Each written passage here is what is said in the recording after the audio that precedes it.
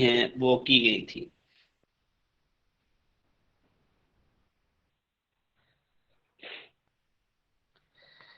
تو آج ہمارا محاضرہ انشاءاللہ القواعد الاصولیہ پر ہے۔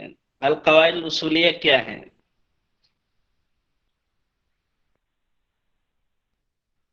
تو اس کی تعریف میں متعدد اقوال ہیں، اور ان کو اگر ہم نام دیں مقیس علیہ کا، تو یہ بھی بنتا ہے کہ جس پر کسی مسئلے کی بنا رکھی جاتی ہے۔ تو قواعد اصولیہ مستنبط ہیں قرآن مجید سے، احادیث مبارکہ سے، اور عقل و عرف سے، مقاصد شریعہ سے، اور علم اللغہ سے۔ تو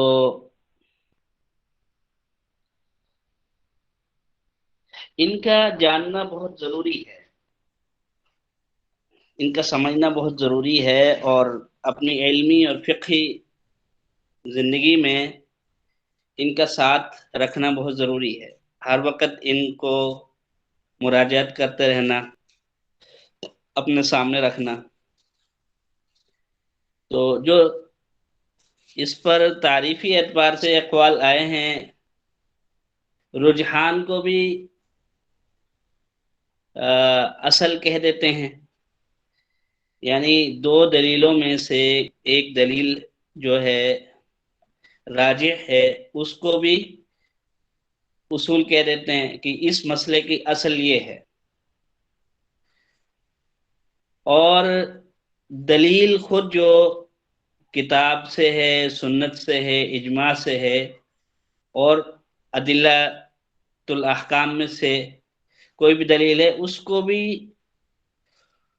اصول کہہ دیتے ہیں، قاعدہ اصولیہ کہہ دیتے ہیں۔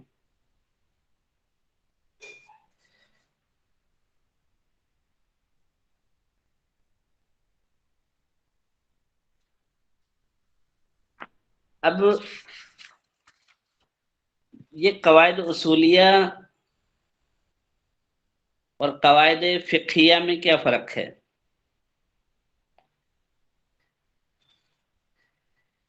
اکثر جو طلباء کے سامنے، عمومی جو طلباء ہیں اس علم کے، ان کے سامنے قواعد فقہیہ کا تذکرہ آتا ہے، اور ان کے سامنے ہیں 99 قواعد جو ہیں مجلۃ الاحکام العدلیہ میں جو ہیں، مکتوب ہیں، اور ان کو اکثر جگہ پہ پڑھایا بھی جاتا ہے، یاد بھی کروایا جاتا ہے۔ تو ان قواعد فقہیہ کلیہ میں اور قواعد اصولیہ میں کیا فرق ہے؟ تو اگر مجال کے اعتبار سے دیکھیں تو جو قواعد فقہیہ ہیں ان کی جو مجال ہے، جو ان کا میدان ہے، وہ مکلف کا فعل ہے، مکلف کا فعل ہے، قول فعل عمل اس کا، وہ مباح ہونے کے اعتبار سے، غیر مباح ہونے کے اعتبار سے۔ اور جو قواعد اصولیہ ہے ان کی جو مجال ہے وہ استنباط ہے قرآن و حدیث سے اور دیگر دلائل سے۔ ایسا سمجھیں کہ جو ہمارے پاس مواد ہے شریعت کا، قرآن اور حدیث اور دیگر ادلہ، یعنی اجماع، قیاس وغیرہ، ان سے جب اخذ و استنباط کرنا ہے تو قواعد اصولیہ کو استعمال کرتے ہوئے کرنا ہے۔ اور قواعد اصولیہ کے ذریعے جب ہم استنباط کریں گے تو نتیجتاً المسائل الفقہیہ الجزئیہ وہ حاصل ہوں گے، اور المسائل الفقہیہ الجزئیہ کو غور سے دیکھیں، ایک باب میں، ایک فصل میں، اور جو ان کا اجتماعی مزاج ہے اور عمومی مزاج ہے اس باب میں، تو اس سے قاعدہ فقہیہ کلیہ مستنبط کیا جاتا ہے، اس اجتماعی عمومی مزاج سے۔ یعنی جو قواعد فقہیہ کلیہ ہیں ان کو مسائل جزیہ سے اخذ کیا جاتا ہے، اور جو قواعد اصولیہ ہیں ان کو قرآن سے، حدیث سے، اجماع سے، تعامل سلف سے، عقل و عرف سے، ان علوم سے اخذ کیا جاتا ہے۔ تو ان کا جو ماخذ ہے اس کے اعتبار سے بھی فرق ہے، پھر جو میدان ہے اس کے اعتبار سے بھی فرق ہے۔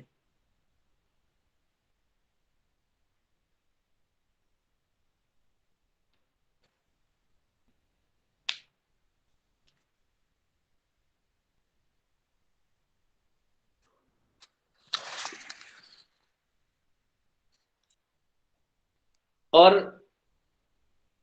قواعد اصولیہ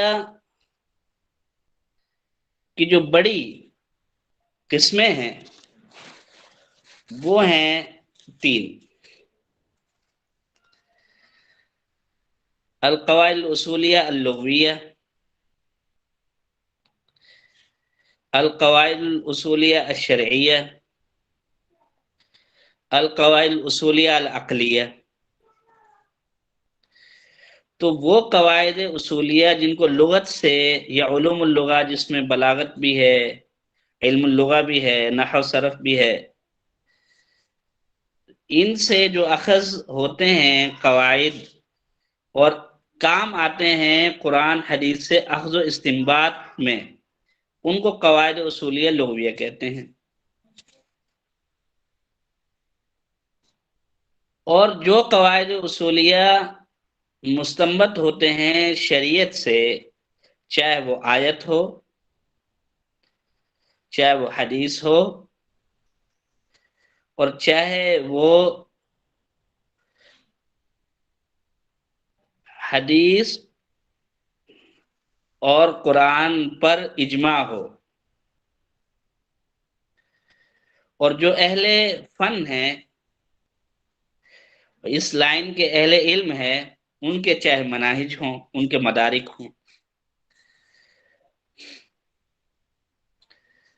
تو ان کو پھر جو شریعت سے اخذ ہوں گے،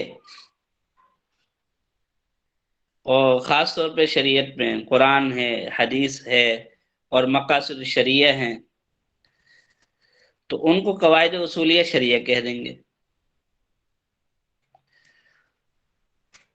اور جو منطق سے، عرف سے،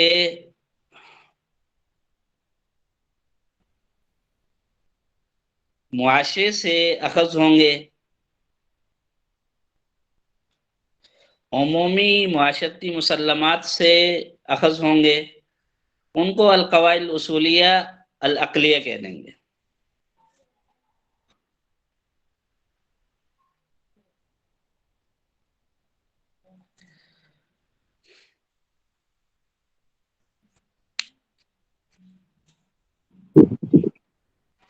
اور ان قواعد سے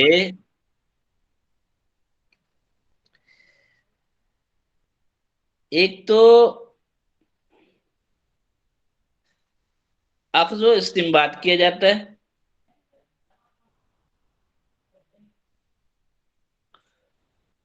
اور دوسرا جو ہے اخذ و استنباط کے ساتھ ساتھ جو اخذ شدہ مسائل ہیں، جزیات ہیں قرآن حدیث سے ماخوذ، ان کے مراتب طے کیے جاتے ہیں۔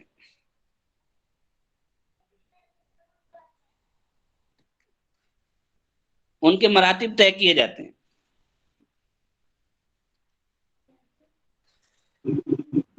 اور انہی قواعد اصولیہ کے ذریعے جو مدارک الفقہا ہیں، مناہج الفقہا ہیں، اور ان کی جو وجوہ ترجیح ہیں، ان کا محاکمہ اور ان کا مقارنہ کیا جاتا ہے۔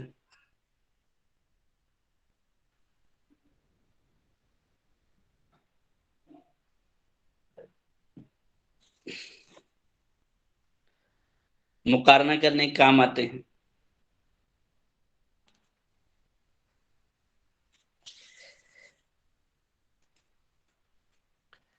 اور ایسے ہی اگر کوئی قرآن حدیث سے غلط استدلال کرے، جس کا مصدر اور منبع اور ماخذ اس کی ہوا پرستی ہے یا جہالت ہے یا شریعت سے اناد ہے، تو اس کی تردید کے لیے یہ قواعد اصولیہ کام آتے ہیں۔ یعنی جتنے بھی ذمہ داریاں ایک عالم پر، مفتی پر، فقیہ پر، قاضی پر عائد ہوتی ہیں مسلمان معاشرے کی طرف سے، ان سبھی جہات میں القواعد اصولیہ معاونت فراہم کرتے ہیں، کام آتے ہیں، اور زاد راہ ہیں عالم کے لیے، فقیہ کے لیے، متکلم اسلام کے لیے، اور قاضی کے لیے، مفتی کے لیے۔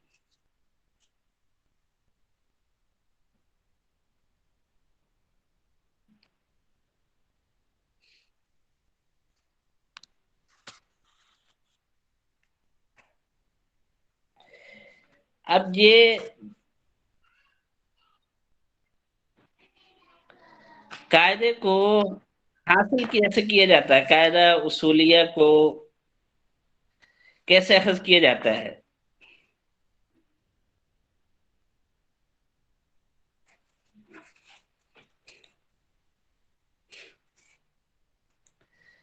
تو اس میں استقراء کیا جاتا ہے۔ اگر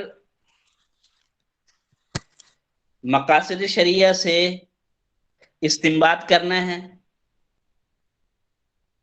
قاعدہ اصولیہ کا، تو جو مقاصد شریعہ ہیں ان کا استقراء کیا جائے گا، اور پھر جس باب کے اندر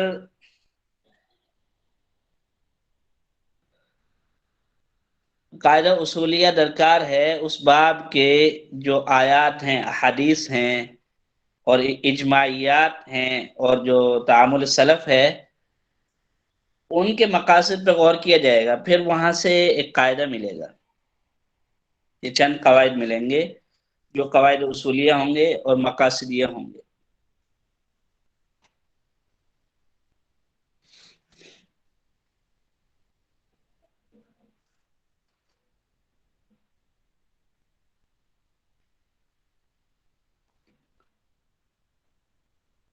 ایسے ہی اگر لغوی قاعدہ اصولیہ ہے تو علم اللغہ کا استقراء کیا جائے گا اس باب میں،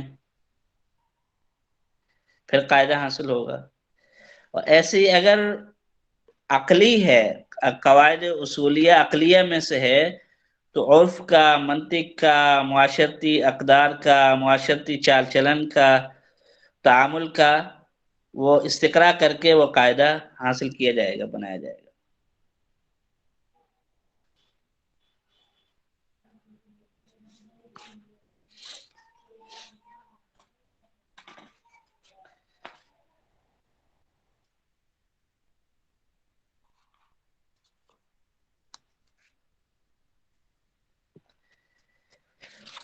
اور یہ قواعد اصولیہ ہی ہیں جن کی بنیاد پر اخذ و استنباط ہوتا ہے۔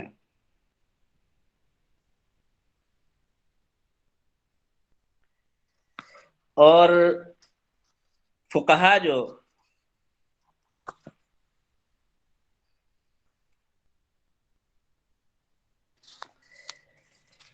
ایک حکم کو اخذ کرتے ہیں، ایک مسئلے کو اخذ کرتے ہیں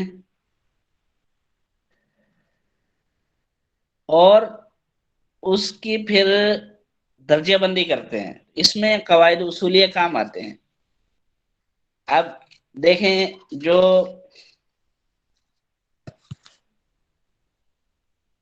امر ہے، ایک علم الصرف کا مسئلہ ہے کہ امر کے صیغے ہیں افعل علی سبیل الاستعلاء، کہ تو کچھ کرنے کا حکم دیا جا رہا ہے۔ اب یہاں تک تو یہ قاعدہ صرفیہ ہے کہ امر کا صیغہ ہے اور اس میں طلب پائی جا رہی ہے مخاطب سے کچھ کرنے کی، لیکن اس کے اندر غور کرنا، فکر کرنا کہ اب اس کا درجہ کیا ہے، اس کی وجہ کیا ہے، اس کے اندر کیفیت کیا ہے، تو یہ قواعد اصولیہ اور مقاصد شریعہ سے پتہ چلتا ہے۔ اب مثال کے طور پہ صیغہ امر جو ہے اس کو اصولیین نے غور فکر کر کے 25-26 معنی سے بھی زیادہ کیفیات کے لیے متعین کیا ہے، جیسے وجوب، اقیم الصلاح۔ اب یہاں پہ علم الصرف تو اتنا بتلا رہا ہے کہ یہ امر ہے، لیکن یہ وجوب کے لیے ہے، یہ اصول فقہ کے قواعد اصولیہ بتلا رہے ہیں۔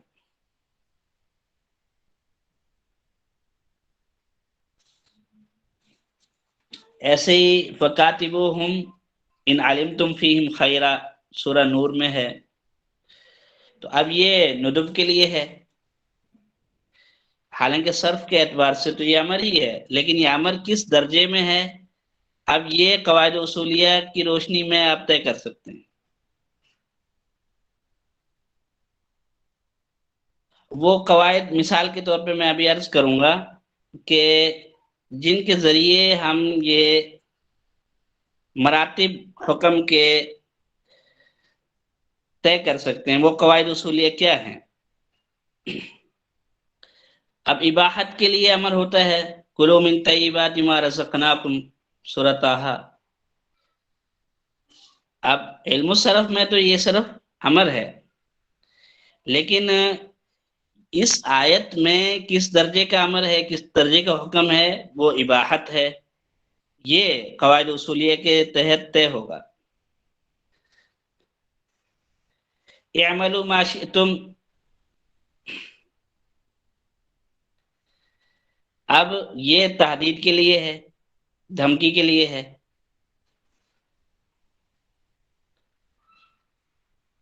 وَاسْتَشْهِدُوا شَهِيدَيْنِ مِن رِجَالِكُمْ، سورہ بقرہ میں یہ ارشاد کے لیے ہے۔ 6 نمبر پہ اذن،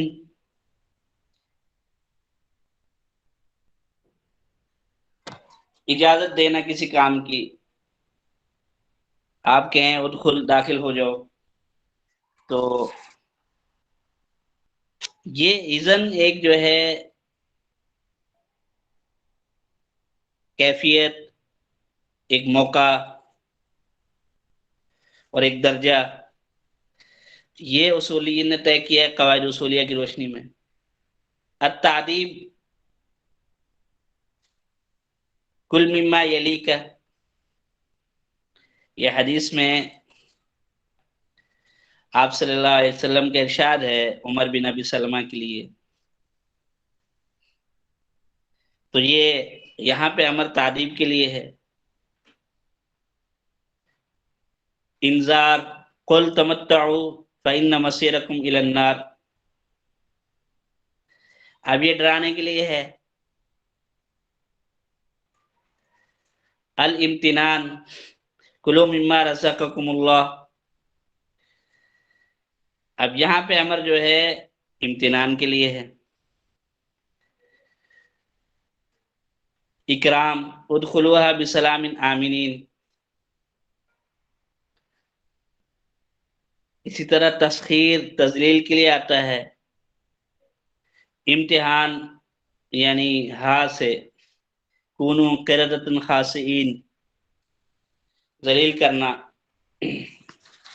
اس کے لیے آتا ہے. اور قرآن مجید میں امر جو ہے تکوین کے لیے بھی ہے، یعنی الایجاد عن العدم بسرعۃ کن فیکون، التعجیز عاجز کرنا، فأتوا بسورۃ من مثلہ. اب یہ بتلانا سامنے والے کو کہ تم اس کام میں عاجز ہو، مجبور محض ہو، ناکارہ ہو، نااہل ہو، یہ تم کر نہیں سکتے، لیکن تم نااہل ہو، تمہارے اندر یہ قوت نہیں کرنے کی، یہ تمہیں بتایا جا رہا ہے اس میں امر دے کے. احانت، ذق، انک انت العزیز الکریم سورۃ دخان میں. التسویہ، فاصبروا او لا تصبروا، یعنی یہ دونوں کام تمہارے لیے برابر ہیں، اب یہ بتلانا. الدعاء ربنا افتح بیننا و بین قومنا بالحق سورہ اعراف میں. اسی طرح مشورے کے لیے فانظر ماذا ترى، اعتبار کے لیے انظروا الی ثمرہ اذا اثمر، کسی کو جھٹلانے کے لیے، کسی کی تکذیب کرنے کے لیے قل فأتوا بالتوراۃ فاتلوها ان کنتم صادقین، تعجب کے لیے، انعام کے لیے، خبر کے لیے، احتقار کے لیے. تو یہ سارے جو معنی ہیں یہ اصولین کی دقت نظر کا ثبوت ہیں. حالانکہ انہوں نے علم الصرف سے تو یہ لغت سے تو ان الامر للوجوب یہی اخذ کیا کہ امر وجوب کے لیے ہے، لیکن اس کے اندر اور کتنے درجات ہو سکتے ہیں اور کتنی کیفیات بیان کی جا سکتی ہیں امر کے ذریعے، وہ اصولین نے محنت کی اور ان کو واضح کیا. اب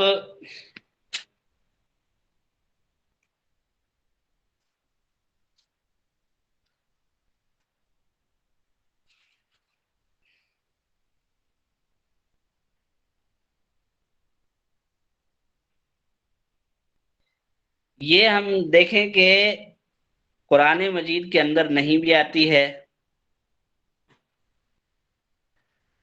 اور امر بھی آتا ہے، جس کے ذریعے اللہ تعالیٰ بندوں کو روکتا ہے کسی مکروہ چیز سے، ناپسندیدہ چیز سے، اور کسی کام کا کرنے کا کہتا ہے. تو اب جو روکنے کی کیفیت ہے اس میں اس کا درجہ کیا ہے، آخر کیسے طے کریں گے ہم کہ یہ کام حرام ہے یا مکروہ ہے یا فرض ہے، واجب ہے یا مباح ہے، سنت ہے، کیا ہے یہ. تو اس کے لیے قواعد اصولیہ ہمارا ساتھ دیں گے.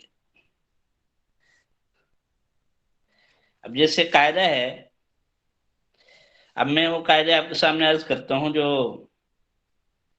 مکلف کو جو حکم دیا جاتا ہے، اور قرآن مجید تو اوامر ہے اور نواہی ہے، احادیث مبارکہ بھی ایسے ہی ہے کہ تبشیر ہے، کہیں انذار ہے، کہیں ترغیب ہے، ترہیب ہے، منع ہے، یا کوئی کسی کام کے کرنے کا حکم ہے.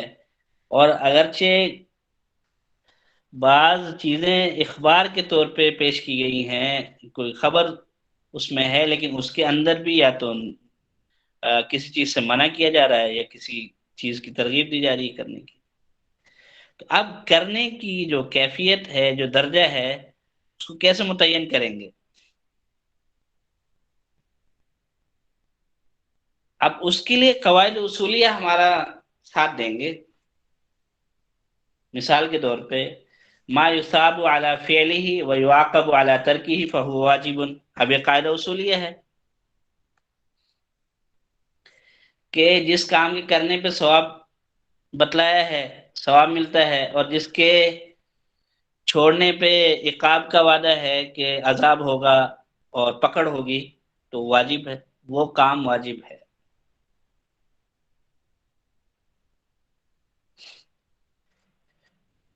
ایسی قاعدہ اصولی ہے تعلیق الامر بالمشیت یدل علی انہ غیر واجب. اگر کسی کام کے کرنے نہ کرنے کی تمہاری مشیت کے اوپر چھوڑ دیا جائے، تمہاری چاہت پہ چھوڑ دیا جائے کہ بھائی کر لو اگر تم چاہو تو پھر یہ تعلیق الامر بالمشیہ یہ اس بات پر دلالت کرتی ہے کہ یہ کام واجب تو نہیں ہے کرنا.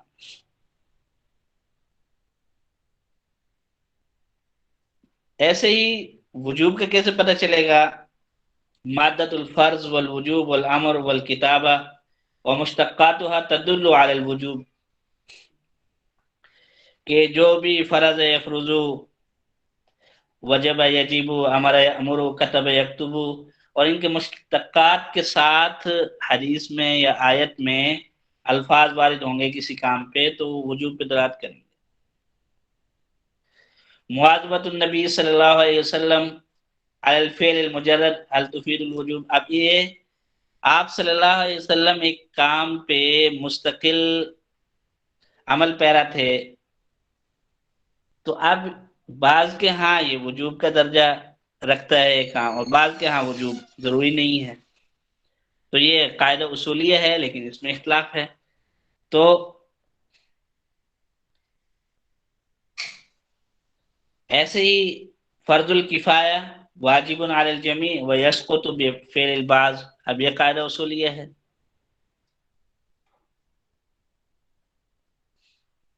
المعین لا یقع الامتثال الا به. جو چیز متعین کر دی ارکان کے اعتبار سے یا مقادیر کے اعتبار سے یا ایام کے اعتبار سے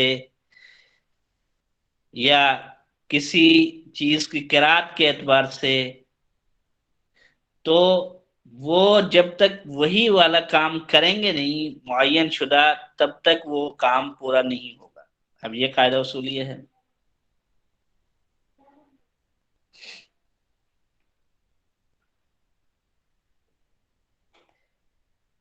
مالا یتم الواجب الا به فهو واجب.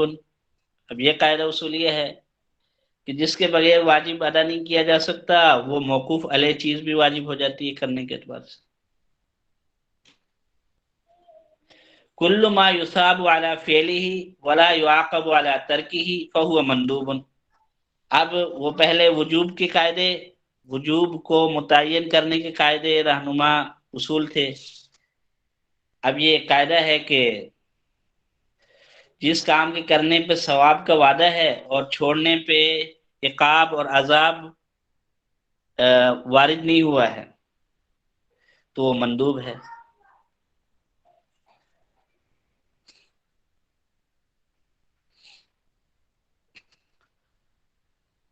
کل ما داوم علیہ النبی صلی اللہ علیہ وسلم من المندوبات فہو آکد مما لم یداوم علیہ.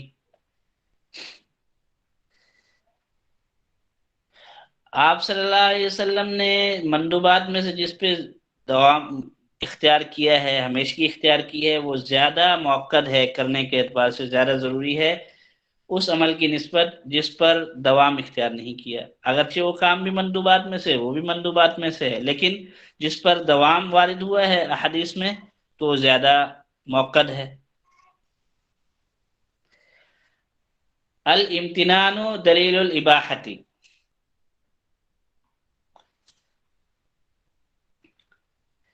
امتنان اللہ تعالی نے قرآن میں اسلوب اختیار کیا ہے کہ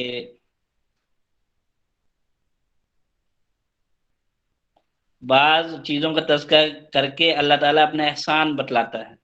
جیسے سورہ رحمان میں یہ اسلوب ہے اور بہت سی جگہوں پہ ہے. تو جہاں امتنان آئے گا وہاں یہ ہے کہ یہ کام واجب نہیں ہوگا، مباح ہوگا۔ نفی الجناح دلیل الاباحتی، جہاں پہ نفی کر دی گئی کہ کوئی گناہ نہیں ہے، کوئی حرج نہیں ہے تم پر، تو اس کام کا اس سے پتہ چل رہا ہے کہ یہ مباح ہے، واجب نہیں ہے۔ تو یہ ہے قواعد اصولیہ، اس طرح کے کافی ہیں۔ یہ بطور مثال کے میں نے آپ کے سامنے کچھ پیش کیے کہ قواعد اصولیہ جیسے اخذ و استنباط میں کام آتے ہیں، ویسے ہی وہ اخذ و استنباط کے بعد جو حاصل ہونے والے احکام ہیں ان کے درجات کو متعین کرنے کے کام بھی آتے ہیں۔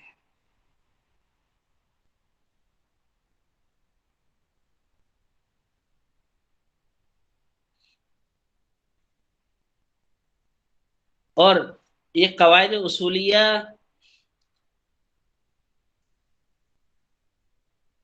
اصول فقہ کے تقریباً ہر باب میں پائے جاتے ہیں، جیسے ادلہ شرعیہ ہیں، قرآن مجید ہے، احادیث مبارکہ ہیں، اجماع ہے، قیاس ہے، استصحاب ہے، عرف ہے، مصالح مرسلہ ہیں، قول صحابی ہیں، شرائع سابقہ ہیں۔ ان سب کے اندر قواعد اصولیہ پائے جاتے ہیں۔ لیکن ہماری جو نصابی کتابیں ہیں جن میں اصول الشاشی ہے، نور الانوار، حسامی، توضیح تلوی، مسلم الثبوت، تو ان میں یہ قواعد اصولیہ لف و نشر کی ترتیب پہ بکھرے ہوئے ہیں، کیف متفقہ کہیں آگے ہیں، نام لے کر درج نہیں ہے، یعنی پہلے ایک ٹائٹل دیا ہے، ایک سرخی دی ہے، اس کے بعد جی اس بارے میں قواعد اصولیہ یہ ہے، ایسا نہیں ہے۔ کہیں پہ تعریف کی وجہ حسب بتلاتے ہوئے کوئی قاعدہ اصولیہ آ جاتا ہے، حکم بیان کرتے وقت قاعدہ اصولیہ آ جاتا ہے، اور دو چار تعریفوں کا موازنہ کرتے وقت قاعدہ اصولیہ آ جاتا ہے۔ تو اس طرح تو بکھرے پڑے ہیں، لیکن مدون شکل اور مرتب شکل میں نہیں ہے، بلکہ جو منہج ہے ان کتابوں کا وہ یہ ہے کہ مصطلح کی تعریف، اس پہ اگر کسی کا اقوال ہیں تو پھر ان کا محاکمہ اور راجع تعریف کا تعین، اور اس کی کچھ انواع ہیں تو وہ دے دی، اور پھر اس کا حکم، اور پھر چند مثالیں۔ حالانکہ ان کے ساتھ ساتھ ہر اصطلاح کے اندر قواعد اصولیہ ہیں۔ میں نے آپ کو گروپ میں بھیجے تھے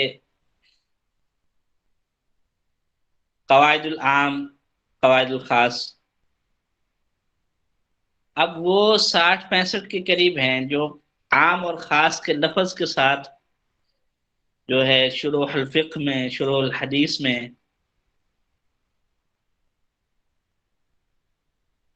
وارد ہوئے ہیں، عند المحاکمہ والمقارنہ بین الدلائل۔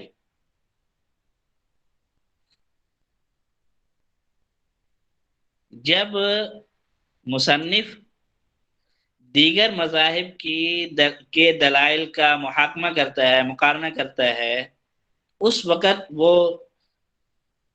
القواعد الاصولیہ سے کام لیتا ہے، وہاں بہت زیادہ آتے ہیں۔ اور پھر جو اپنی وجوہ ترجیح بیان کرتے وقت حکم کو متعین کرتے ہیں، راجع قرار دیتے ہیں، اس وقت قواعد اصولیہ آتے ہیں۔ لیکن اب ان کتابوں میں مرتب نہیں ہے، اس لیے ان کو الگ سے جہاں مرتب کیا گیا ہے وہاں سے مد نظر رکھنا بہت ضروری ہے۔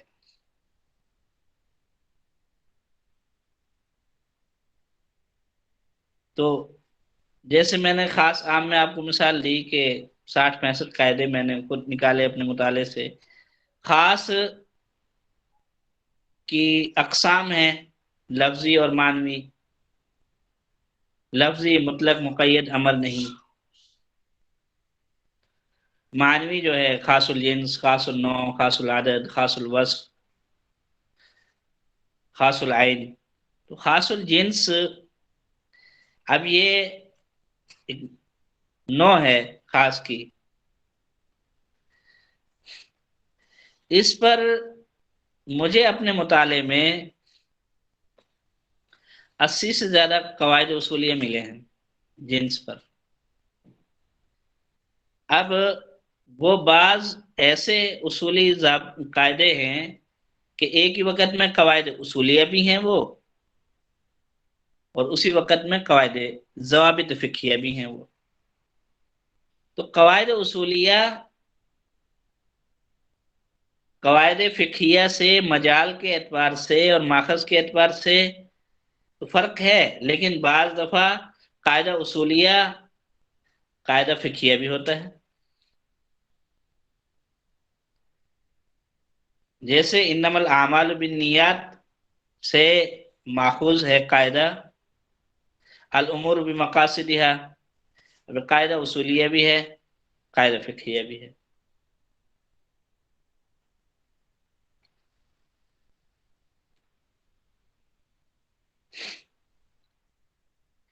تو ان قواعد کے بغیر جو ہے اصول فقہ میں جو اخذ و استنباط کا سلسلہ ہے وہ نہیں ہو سکتا۔ تو ان کو اب تو مرتب کرنے کا سلسلہ چل پڑا ہے۔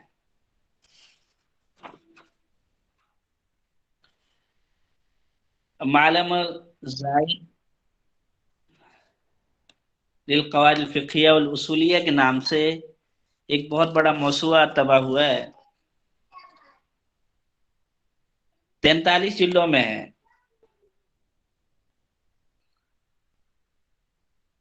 اس میں 7 جلدیں قواعد اصولیہ پر ہیں، اور جو 7 جلدیں ہیں ان میں جو قواعد مذکور ہیں وہ ان کے عناوین یہ ہیں: قواعد الادلۃ الشرعیہ، قواعد الحکم الشرعی، القواعد الاصولیہ للحکم التکلیفی، القواعد الاصولیہ فی تفسیر النصوص، القواعد الاصولیہ فی الاجتہاد والتقلید، القواعد الاصولیہ فی التعارض والترجیح، القواعد الاصولیہ فی النسخ، القواعد الاصولیہ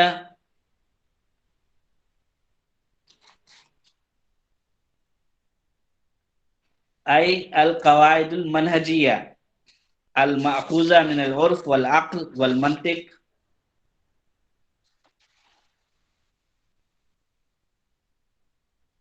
تو اب یہ ہزاروں کی تعداد میں قواعد ہیں جو کہ قواعد اصولیہ ہیں، ضوابط فقہیہ اس موضوع میں الگ دیے ہیں، اور قواعد فقہیہ پہ الگ مواد ہے، بلکہ انہوں نے تو 2 3 جلدوں میں قواعد مقاصدیہ مقاصد شریعہ پہ قواعد الگ دیے ہیں۔ تو بہت عمدہ کام ہوا ہے یہ۔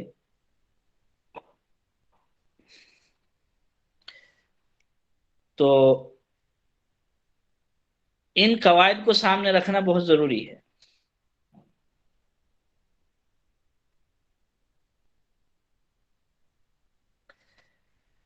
اب اگر ہم آئیں قواعد لغویہ کی طرف، جن کو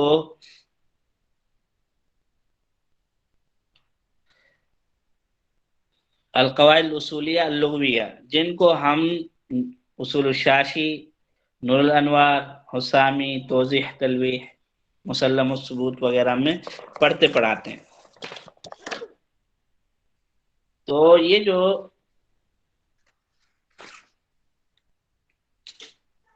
مباحث ہیں، مباحث کتاب اللہ کے نام سے، جن پر کچھ تمہیدی باتیں پچھلے محاضرے میں عرض کی گئی تھی۔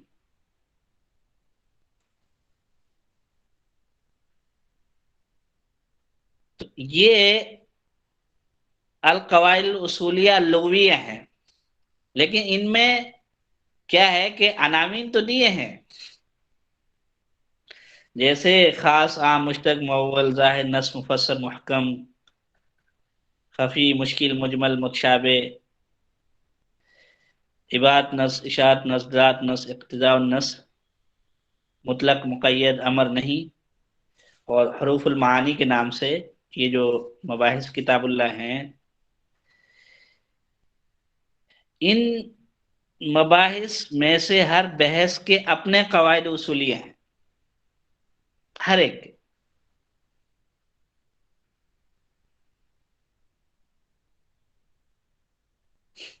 ہر ایک کے اپنے قواعد اصولی ہیں۔ تو ان کو ہم کہاں ڈھونڈ سکتے ہیں؟ سب سے بڑا تو اب ماخذ میں نے آپ کو بتایا ہے۔ اب اگر ہم اپنی تدریس میں، اپنی تصنیف میں اور اپنی علمی فقہی مطالعاتی زندگی میں قواعد اصولیہ کو سامنے رکھنا چاہتے ہیں، تو سب سے بڑا جو مرجع ہے اس وقت قواعد اصولیہ کا، وہ تو معلم الزائد للقواعد الفقہیہ والاصولیہ ہے۔ اس میں 7 جلدیں، تقریباً 600 700 800 صفحے پر محیط ایک جلد ہے، تو تقریباً 4 سے 5 ہزار صفحات قواعد اصولیہ کو بیان کرنے کے لیے انہوں نے مختص کیے ہیں۔ تو یہ کتاب آپ میں سے ہر ایک کے سامنے ہونی چاہیے۔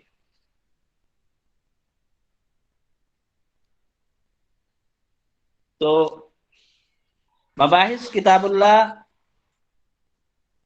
کے عنوان کے تحت جو قواعد اصولیہ ہیں، ان کو یہاں سے لیا جا سکتا ہے۔ کچھ مباحث کتاب اللہ کے حوالے سے میں عرض کرنا چاہتا ہوں کہ دو چیزیں ہیں۔ قواعد اصولیہ کا تو ہم لے لیں گے معلم زائد سے، اور جو اس طرح کی کتابیں اور مرتب ہوئی ہیں، ایک کتاب ہے الموافقات، امام شاطبی رحمۃ اللہ علیہ کی۔ تو وہ خود تو بہت بڑی کتاب ہے، 3 4 جلدوں میں چھپی ہے۔ تو اس میں اس کتاب کا ایک مقالے کے طور پر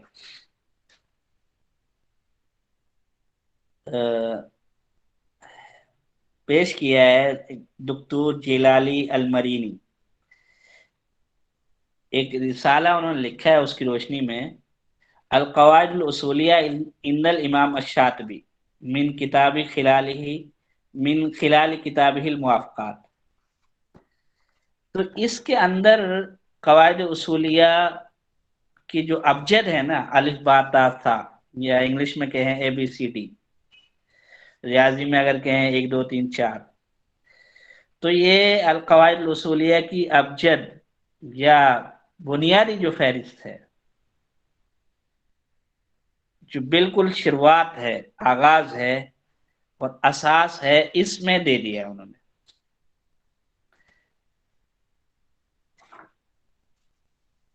تو یہ قواعد تو ہر وقت ہمارے، بلکہ ان کو تو ہم حفظ کر لیں، اور حفظ نہیں کر سکتے تو اس کو اکثر اپنے مطالعے میں رکھیں۔ یعنی یہ کوئی 400 500 صفحے کی کتاب ہے، تو مہینے میں اگر اس کو 2 دفعہ بھی مطالعہ کر لیا جائے، تو اس طرح سال میں 2 سال میں ہمیں خود ذہن نشین ہو جائے گی۔ تو قواعد اصولیہ کا تعارف آپ کو اس کی جمی جہات میں ہو، اس کے لیے ایک فہرست میں آپ کے سامنے پیش کرتا ہوں، تاکہ تھوڑا سا واضح ہو کہ یہ ان کی مجال کہاں کہاں تک کیسے کیسے ہے، اور جب یہ تھوڑی سی ان کی فہرست ہمارے سامنے آئے گی تو ان سے ایک آشنائی پیدا ہوگی اور ان کی اہمیت کا ہمیں احساس ہوگا۔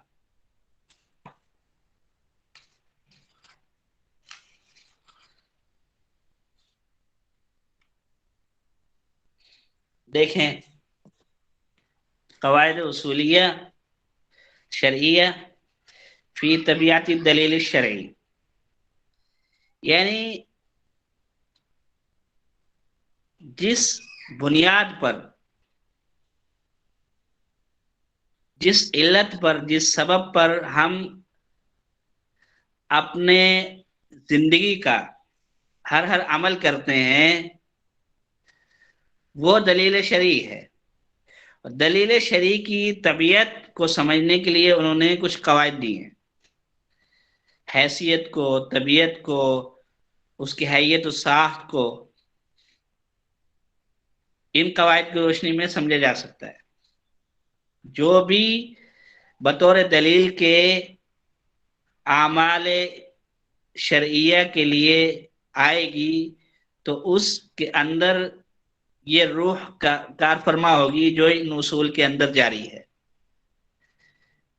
جیسے کلو دلیل شرعین قطعین فلا اشکال فی اعتباری، جو بھی دلیل شرعی دلیل قطعی ہوگی تو اس میں پھر کوئی ٹال مٹول، کوئی لئی تلا نہیں ہوگا۔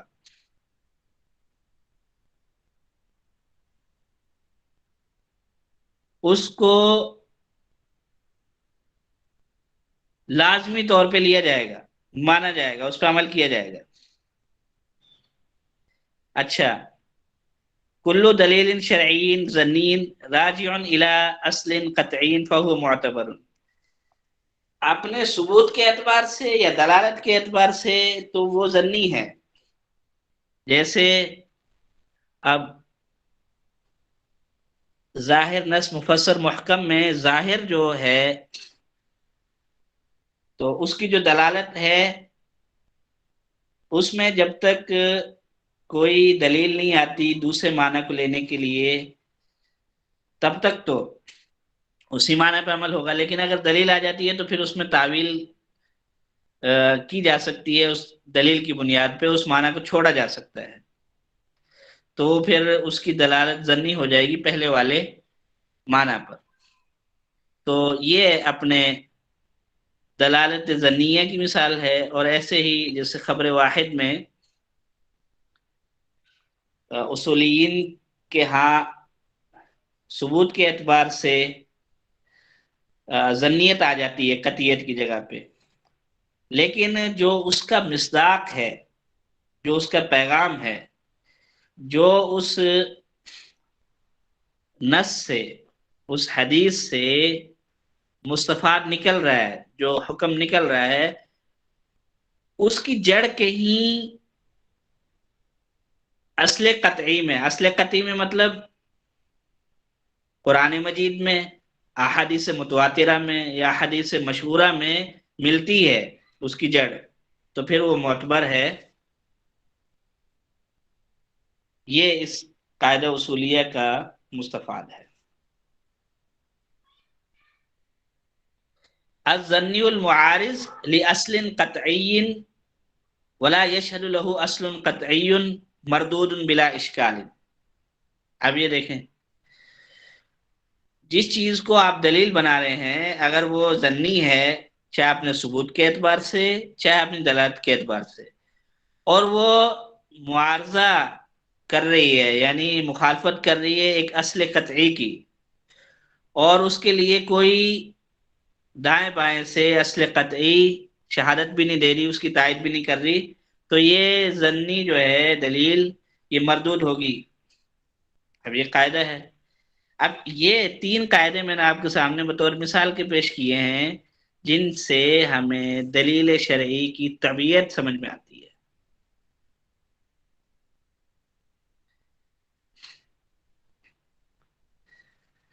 العقل تابع للشرع،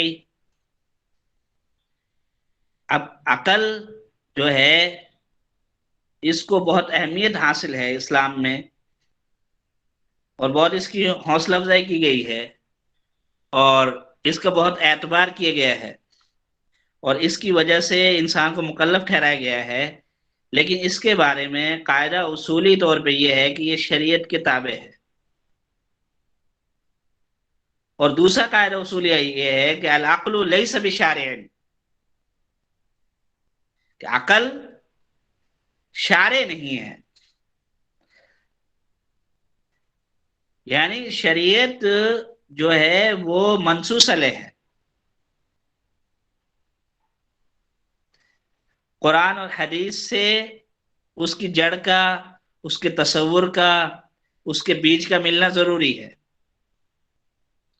بالکل پہلی جڑ اور پہلا بیج اور پہلی بنیاد عقل کے ذریعے کسی حکم کی ڈالی جائے، ایسا نہیں ہوگا۔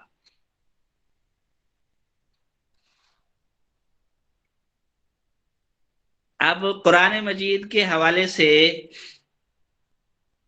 ایک قاعدہ اصول یہ ہے، المدنی مبنی علی المکی،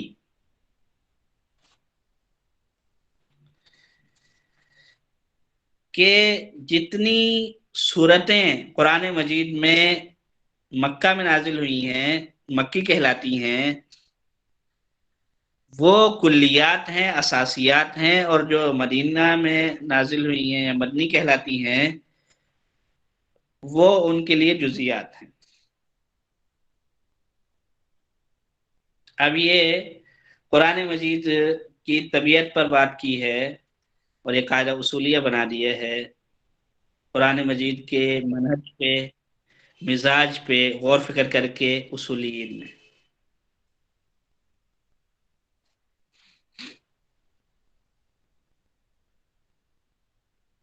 اب سنت کے اعتبار سے کچھ قواعد اصولیہ بطور مثال، فعلہ صلی اللہ علیہ وسلم دلیل علی مطلق الاذن فیہ ما لم یدل دلیل علی غیرہ،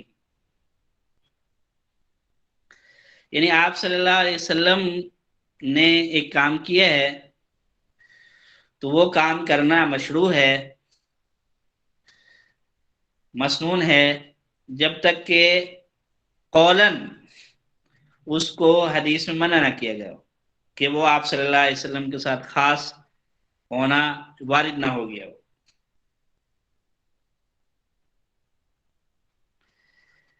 تو اسی طرح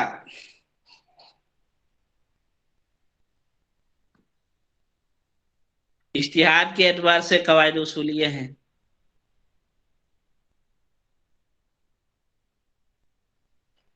جیسے قاعدہ اصولیہ ہے فتاوی المجتہدین بالنسبۃ الی العوام کالادلۃ الشرعیۃ بالنسبۃ الی المجتہدین،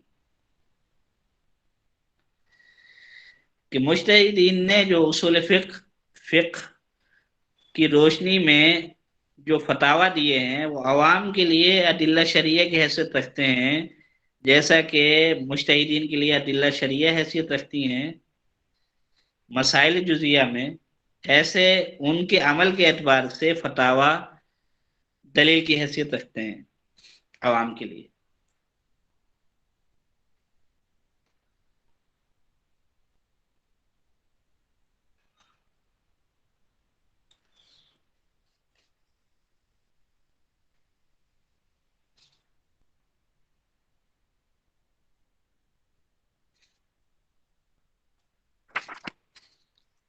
ایسے کچھ قواعد اصولیہ مقاصد شریعہ کو جو مرتب کرتے ہیں اور واضح کرتے ہیں، تکالیف الشریعت ترجع الى حفظ مقاصدها فی الخلق، یہ قاعدہ اصولیہ ہے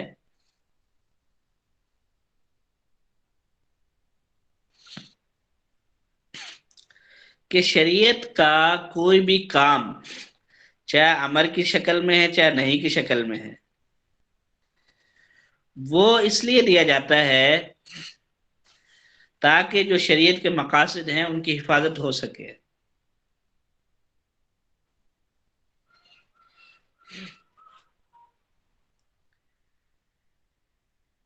تو جو میں نے کتاب کا نام لیا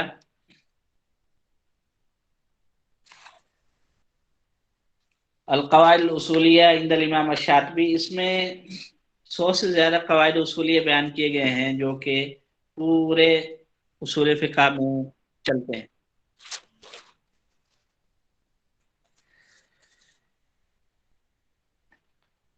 اور معلم الزائد میں 1000 سے بھی زیادہ قواعد اصولیہ بیان کیے گئے ہیں.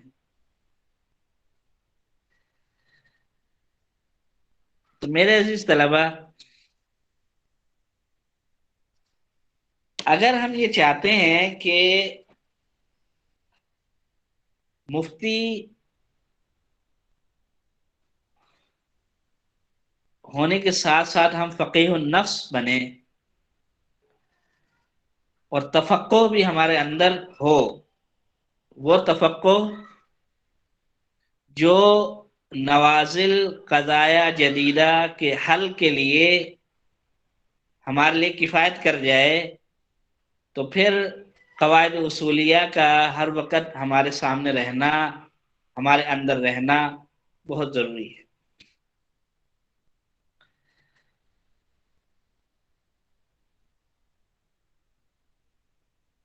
ان قواعد کے بارے میں میرے استاد حضرت مولانا شیخ عبد المالک صاحب دامت برکاتہم کے ایک قول ہے: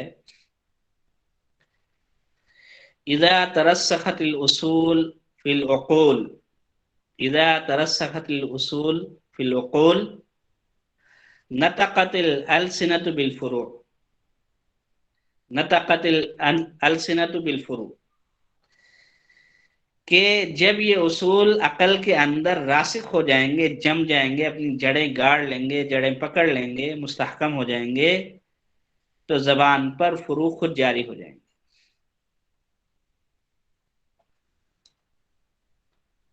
زبان پر فروع خود جاری ہو جائیں گے.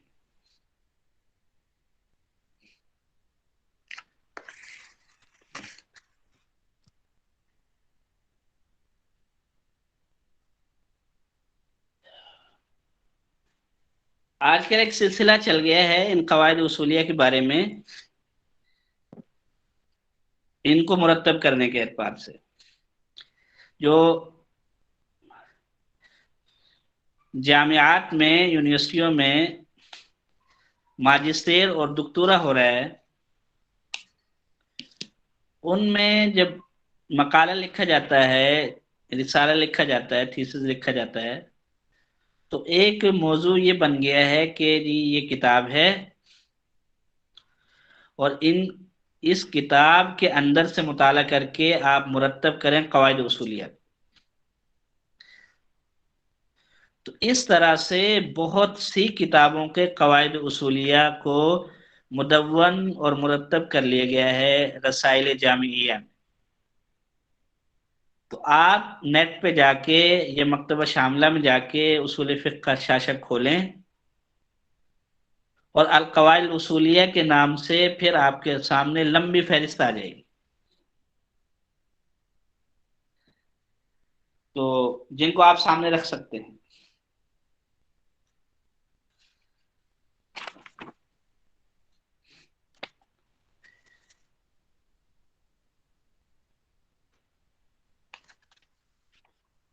قواعد اصولیہ کے ساتھ میں آج بطور تتمے کے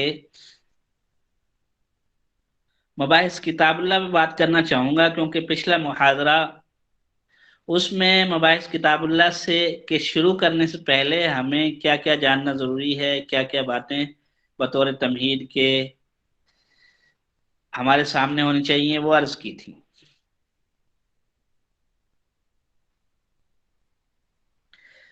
تو اکثر چونکہ مدرسین ہمارے جو اصول فقہ پڑھاتے ہیں وہ مباحث کتاب اللہ سے شروع کرتے ہیں مدارس میں، اور اب چل رہا ہوگا درس کے دوران جو حضرات اصول فقہ پڑھا رہے ہیں. تو اس کے اجراء کا سلسلہ تو انشاءاللہ آگے جو سلسلہ ہمارا ہوگا تخصص کا، ان 6 ابتدائی تعارفی محاضرات کے بعد، تو اس میں انشاءاللہ مستقل ہوگا، لیکن کچھ بنیادی باتیں جن کے ذریعے ہم مباحث کتاب اللہ کو حل کر سکتے ہیں وہ میں آپ کے سامنے کرنا چاہوں گا۔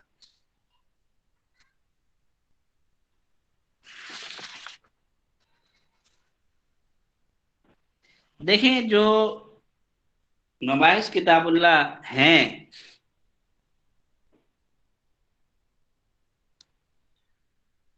ان میں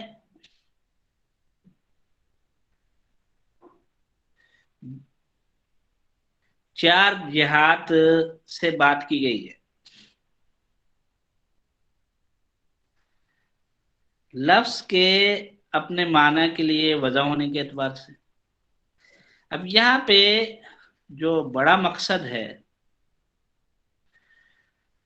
وہ یہ بتلانا ہے کہ ایک جو حکم ہے وہ ایک فرد یا ایک جماعت کے ساتھ خاص ہے، محدود کے ساتھ خاص ہے، یا وہ عمومی حکم ہے، عامت المسلمین سب کو وہ شامل ہے۔ اس کے لیے امر، یعنی اس کے لیے خاص عام کی اصطلاح سے کام لیا گیا ہے۔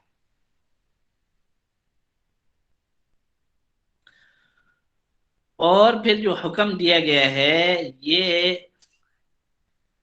مطلق ہے وقت کے اعتبار سے، جیسے ذکر آپ اللہ تعالیٰ کا ذکر کریں، یہ وقت سے کے ساتھ بھی وارد ہوا ہے، جیسے صبح و شام کی مسنون دعائیں ہیں، اور مختلف افعال کے وقت شروع کرتے وقت کی دعائیں ہیں، اور کام ختم کرنے کے بعد کی دعائیں ہیں۔ اب یہ تو مقید بالوقت ہیں، اور ایک یہ کہ اذکر اللہ ذکرن کثیرہ، کہ اللہ تعالیٰ کا زیادہ سے زیادہ ذکر کرو۔ اب یہ جو ہے وقت سے مطلق ہے، ہر وقت کرو، جب بھی کر سکتے ہو کرو۔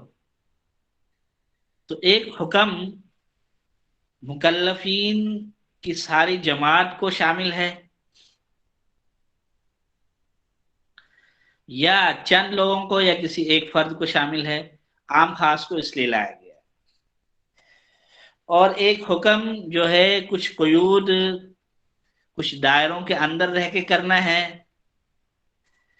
یا مطلقاً کر سکتے ہیں، اس کے لیے مطلق مقید کو لایا گیا ہے۔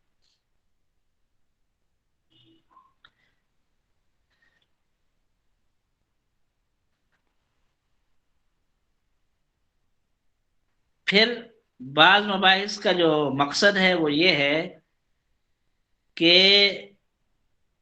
اعتقاد قطعی رکھنا ہے اور عمل بھی لازماً کرنا ہے۔ تو اس کا دائرہ کیا کیا ہے؟ جیسے مفسر محکم ہے،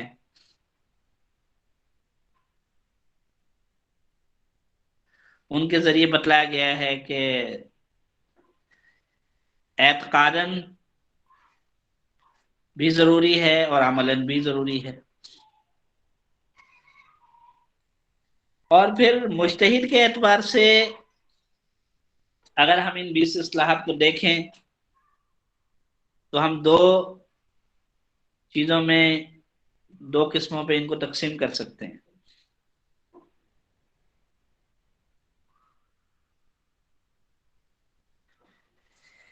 ایک وہ ہیں جو متعین المعنی ہے اور بس ان کا حکم یہ ہے کہ فوراً ان پہ عمل کیا جائے۔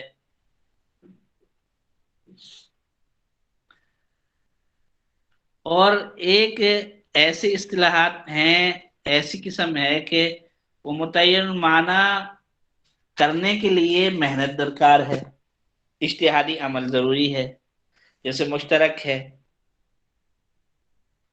اب جب تک آپ اس سے معول نہیں کریں گے تب تک آپ عمل نہیں کر سکتے۔ تو اجتہادی عمل اولاً مقصود ہے من المجتہدین، اور پھر عمل بالمقصود ثانیاً مقصود ہے، من المجتہدین بھی اور من عوام بھی.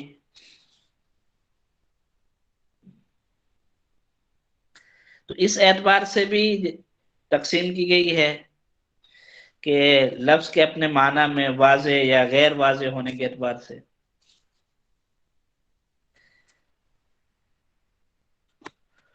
اور تیسرا جو تقسیم ہے، تقسیم کا مقصد ہے ایسی اصطلاحات سے الگ کر دیا جائے جن میں تعویل ہو سکتی ہے اور تعویل نہیں ہو سکتی ہے. تعویل کیا ہے؟ ایک تو یہ اردو میں معاشرتی جو اعتبار سے تعویل چل رہی ہے، یہ لئی اللہ ہے، اور ٹال مٹول کے لیے تعویل کا لفظ استعمال ہوتا ہے. لیکن اصولی طور پہ تعویل کہتے ہیں دلیل کی بنیاد پر ایک معنی ظاہر کو چھوڑنا اور دلیل کی بنیاد پہ کسی دوسرے معنی کو مراد لینا، یہ تعویل ہے. تو یہ جو 20 اصطلاحات ہیں، ان کو لانے کا مقصد یہ بھی ایک درجہ بندی کرنا ہے، ایک یہ بتلانا ہے کہ اس قسم کے اسالیب میں، اس قسم کے الفاظ میں جب احکام وارد ہوں گے تو ظاہری معنی کو چھوڑ کے، متبادل الاذہان معنی کو چھوڑ کے دلیل کی بنیاد پہ کسی دوسرے معنی کو مراد لیا جا سکتا ہے. اور یہ مصطلحات ایسی ہیں، جب ان مصطلحات کے اسلوب پہ احکام آئیں گے، قرآن حدیث آئے گا، تو پھر تعویل کی گنجائش نہیں ہے، ڈائریکٹ عمل ہوگا.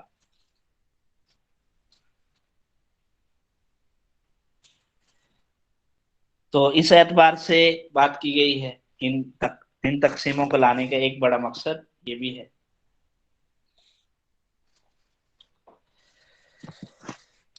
تو جہاں تعویل ہوتی ہے، یا تعویل تو ظاہری معنی کو چھوڑ کے اور کسی دوسرے معنی کو دلیل کی بنیاد پر لینا ہے، بعض جگہ پہ بعض اسالیب میں ہے ہی پوشیدگی معنی کی، جیسے خفی، مشکل، مجمل، متشابہ. کہ نفس المعنی پہلے تلاش کرنا ہے، نفس الامر پہلے واضح کرنا ہے کہ بات ہے کیا، چاہت کیا ہے، حکم کیا ہے.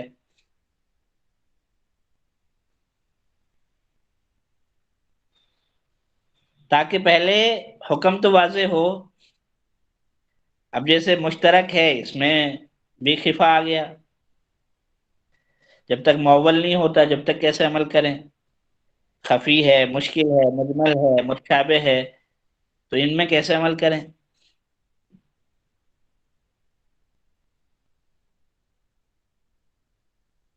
تو ان کو کیسے حل کیا جا سکتا ہے؟ پہلے تو ہم اصطلاح با اصطلاح دیکھ لیتے ہیں. جو تو ہے نا خفی المراد، خفی المعنی، ان کو پہلے لے لیتے ہیں تاکہ ہمارا جو وقت ہے محاضرے کا، اس میں ان کا تجزیہ ہو جائے، ان کو حل کرنے کے لیے کچھ راہ ہموار ہو جائے. اور وقت نے اجازت دی تو پھر انشاءاللہ جو واضح المعنی ہے ان پر بھی بات ہو جائے گی. تو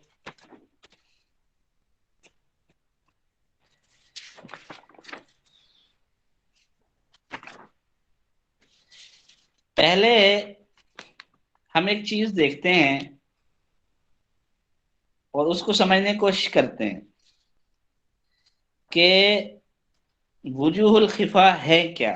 ایک لفظ قرآن میں آیا ہے، حدیث میں آیا ہے، اور اس کے ذریعے حکم دیا جا رہا ہے یا کس چیز سے منع کیا جا رہا ہے، اور جو مسلمان ہیں اس کام کرنے کے یا اس کام کو چھوڑنے کے مکلف ہیں، لیکن بات واضح نہیں ہو رہی ہے، بات سمجھ میں نہیں آ رہی ہے. تو بات سمجھ میں نہ آنے کی کیا وجوہات ہو سکتی ہیں؟ اب یہ مجتہد کے لیے اور آج مفتی کے لیے جو مسند افتاء پہ بیٹھا ہوا ہے، مسند دعوت و ارشاد پہ بیٹھا ہوا ہے، تو اس کے لیے یہ سوال ہے کہ جی یہ وجوہ خفا ہیں کیا، تاکہ ان کو وہ حل کرے، اور جب وہ استدلال کرے نوازل میں، قضایا جدیدہ میں، مسائل جدیدہ میں، پیش آمدہ میں، تو پھر اسے مقصود تک پہنچنے میں آسانی ہو۔ تو وہ ہم دیکھتے ہیں وہ کیا کیا ہے، تاکہ ان کی روشنی میں ہم ان 20 اصلاحات کو حل کر سکیں۔ یعنی وجوہ الخفا والاستتار فی المعنی وہ کیا ہے؟ نمبر 1، احتمال التعویل للمعنی الظاہر اللغوی المتبادر الى الذہن لمعنی آخر للقرینة الدالہ علیہ المعنی من الاول المتبادر الى الذہن لاول مرۃ۔ کہنے کا مقصد یہ ہے کہ ایک معنی تو سمجھ میں آ رہا ہے لغت کے اعتبار سے، کلام سنتے ہی، آیت پڑھتے ہی، حدیث پڑھتے ہی، تلاوت کرتے ہی ایک اس کا معنی فہوا کلام سمجھ میں آ رہا ہے، لیکن اس ظاہری معنی جو سمجھ میں آ رہا ہے، متبادر الی الذہن ہے، اس میں تعویل کا احتمال ہے۔ تعویل کا احتمال کیا ہے؟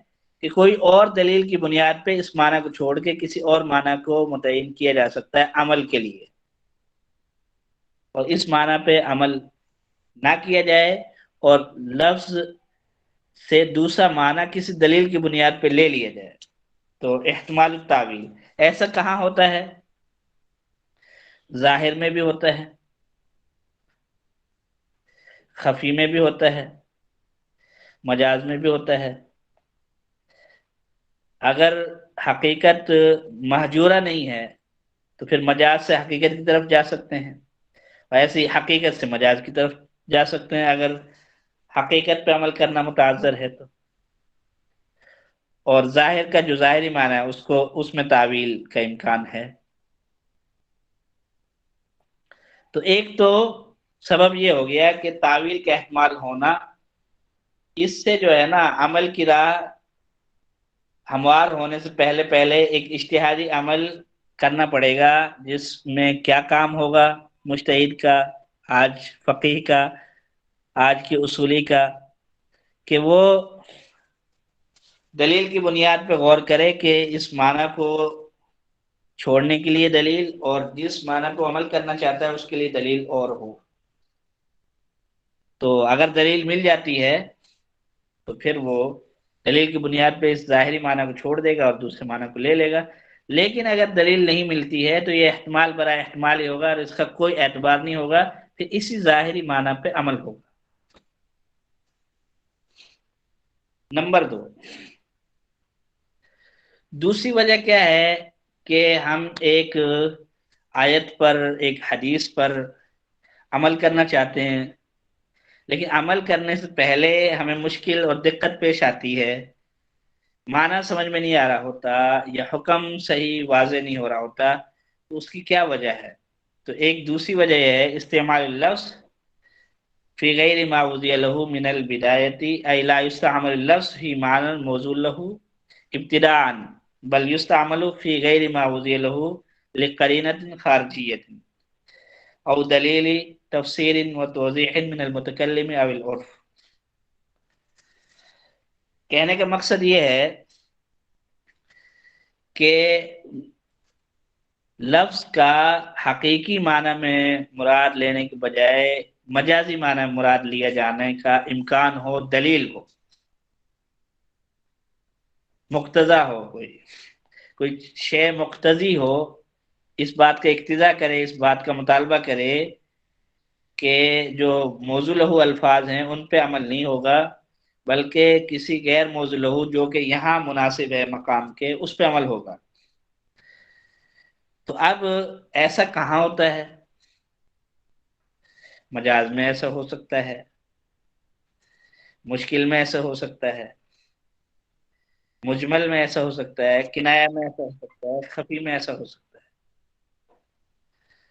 مطلب لفظ جس معنی کے لیے وضع ہوا ہے اس معنی میں استعمال نہیں ہو رہا، بلکہ غیر موضوع لہو میں استعمال ہو رہا ہے، لیکن غیر موضوع لہو میں استعمال ہونے کی دلیل ہے، دلیل کی بنیاد پہ یہ ہو رہا ہے۔ تو یہ بھی تعویل کا عمل یہاں پہ ہے، یا تفسیر آ گئی ہے، توضیح آ گئی کسی اور دلیل میں جو دوسرے معنی کی تائید کرتی ہے، جس کو لیا جا رہا ہے ظاہری معنی کو چھوڑ کے اور موضوع لہو معنی کو چھوڑ کے۔ دو اسباب ہو گئے عمل کی راہ تک پہنچنے میں جو حائل ہوتے ہیں، اور پھر وہ مزید ہوم ورک دیتے ہیں غور و فکر کا، اجتہاد کا، تفکر، تدبر کا۔ تو وہ دو آپ کے سامنے آ گئے۔ تیسرا سبب تعدد المعنی، ایک لفظ کے کئی معنی ہونا، جیسا کہ مشترک میں ہوتا ہے۔ یہ وجہ بھی ہو سکتی ہے کہ جب معنی کئی ہیں، اب جب تک ایک معنی کو عمل کے لیے متعین نہیں کیا جائے گا دلائل کی روشنی میں، تب تک کیسے عمل کریں گے؟ تو تعدد المعنی، ایک لفظ کے کئی معنی ہونا، یہ ایک تیسرا سبب ہے۔ اور اس کے ساتھ ہی چوتھا سبب ہے الغرابۃ المعنویہ مع عدم البیان من المتکلم، یعنی جو لفظ کا معنی ہے وہ غریب ہے، سمجھ میں نہیں آ رہا، اور متکلم نے اس کی توضیح بھی نہیں کی۔ ایسا کہاں ہوتا ہے؟ مجمل میں ایسا ہوتا ہے، متشابہ میں ایسا ہوتا ہے، مشترک میں ایسا ہوتا ہے، کنایا میں بھی ایسا ہو سکتا ہے، اگر کنایا واضح نہیں ہے اپنے مقصود پر۔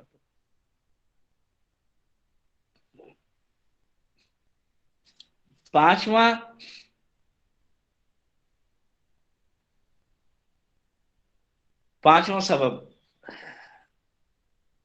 لفظ کا اپنے معنی پر واضح دلالت نہ کرنا، اس کا چار سبب پہلے بیان کیے گئے، پانچواں سبب کیا ہے، کیا ہو سکتا ہے؟ وہ ہے جی وجود الزیادتی او النقص فی المعنی،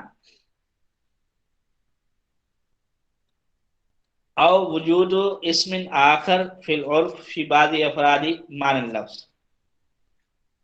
یعنی ایک لفظ ہے اس کے معنی ہے، جیسے مثال کے طور پہ سارق، اب اس کا معنی ہے چور۔ اب چور کے جو افراد ہیں بعض میں معنوی زیادتی پائی جا رہی ہے، جیسے ڈاکو ہے، وہ مال بھی لے لیتا ہے اور بعض دھمکی بھی دیتا ہے، بعض کو قتل بھی کر دیتا ہے، اور بعض میں نقص پایا جا رہا ہے، جیسے کفن چور ہے کہ وہ ایسا مال لیتا ہے جس کی بازار میں کوئی ویلیو نہیں ہے، اور وہ مال محفوظ بھی نہیں ہے، اور معنوی کمی پائی جا رہی ہے۔ یا عرف میں بعض افراد کا الگ سے بھی نام ہوتا ہے، جیسے اب سارق ہی کے افراد ہیں جو چوری کرتے ہیں، کسی کا مال ناحق لیتے ہیں، لیکن ان کے طریقے اور انداز الگ الگ ہیں۔ اب بعض جو ہے جیب کترا کہتے ہیں، نباش تراز، جو یہ الگ سے نام ہے، کفن چور، جیب کترا۔ اب یہ سارق کی کیٹیگری میں آتے ہیں یا نہیں آتے ہیں، ان پر وہ حکم جاری ہوگا یا نہیں ہوگا، تو یہ مفتی کے سامنے، فقیہ کے سامنے، اصولی کے سامنے، مجتہد کے سامنے ان افراد پر حکم لگانے میں تعامل اور کی وجہ سے تاخیر ہوتی ہے۔ تو ایسا کہاں کہاں ہوتا ہے؟ مانوی زیادتی، کمی یا کسی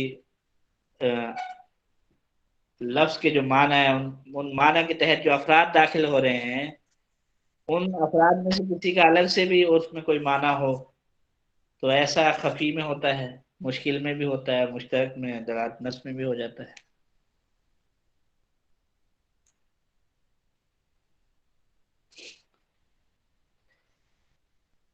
تو اور کیا سبب ہے لفظ کا غیر واضح ہونا اپنے اپنے حکم پر؟ اس کا اور کیا سبب ہو سکتا ہے؟ تو ایک ہے جی نفس لفظ سے سمجھ آئے معنی تو، لیکن یہ معنی سمجھانے کے لیے کلام نہیں چلایا گیا۔ مراد تو سمجھ میں آ رہی ہے معنی کی، لفظ مراد، معنی، پیغام، میسج، جو کچھ اس کے اندر ہے وہ لفظ سے سمجھ آ رہا ہے، لیکن وہ لفظ ان معنی مراد کو جو سمجھ آ رہا ہے ان کو سمجھانے کے لیے بولا نہیں گیا، یعنی عدم السیاق للمراد میں۔ تو ایسا ہوتا ہے، ظاہر میں بھی ہو جاتا ہے، مجاز میں بھی ہو جاتا ہے، اشاعت نصب میں بھی ہو جاتا ہے۔ وہ لازمی طور میں سمجھ تو آ رہا ہے لیکن وہ مراد نہیں ہے،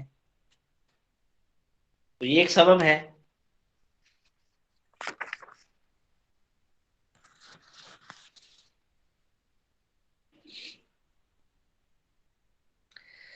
تو یہ اسباب ہیں جو کہ مخل ہوتے ہیں لفظ کے معنی کو متعین کرنے میں۔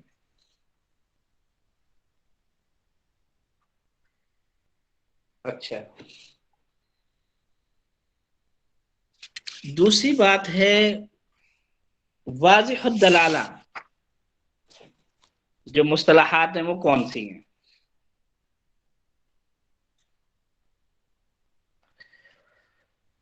اور آیا ان کا آپس میں اشتراک ہو جاتا ہے، اجتماع ہو جاتا ہے؟ اجتماع ہونے کا مقصد کہ جو واضح المعنی ہے، متعین المعنی ہے، ان کا حکم تو یہ ہے نا کہ ان پر عمل کیا جائے، جیسے خاص ہے، عام ہے، مطلق ہے، مقید ہے، امر ہے، نہیں ہے، نص ہے، مفسر ہے، محکم ہے، عبارت نص ہے،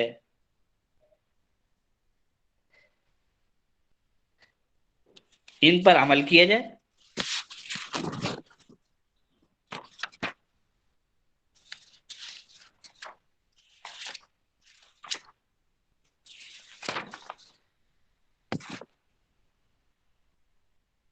تو ان کا آپس میں اجتماع ہو جاتا ہے۔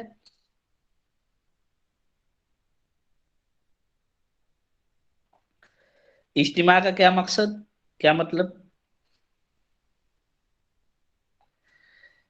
اور ایسے ہی جو خفی المعنی ہیں وہ اصطلاحات جیسے خفی ہے، کنایہ ہے، ذات نص ہے، اقتضاء النص ہے، مجمل ہے، مشترک ہے، مشکل ہے، مجاز ہے، اشاعت نص ہے، تو ان میں معنی کا خفا آ جاتا ہے، یعنی عدم تعین آ جاتا ہے۔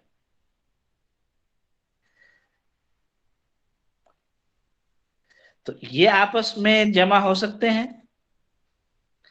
جمع ہونے کا مقصد یہ ہے کہ مشترک ہے، جیسے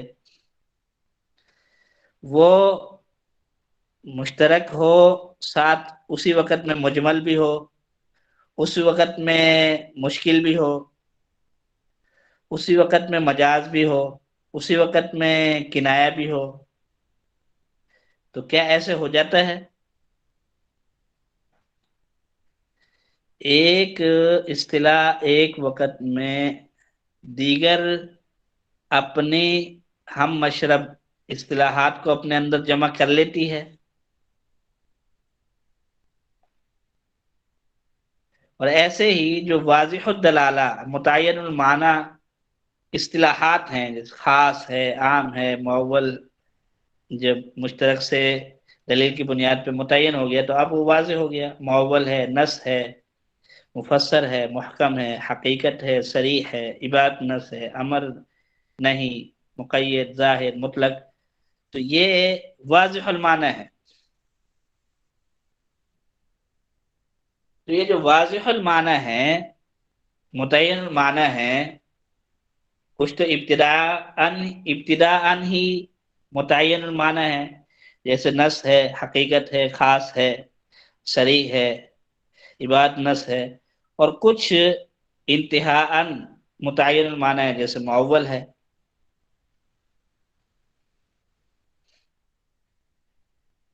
تو مطلق کو اگر مقید پر محمول کیا جائے گا تو مقید ہے۔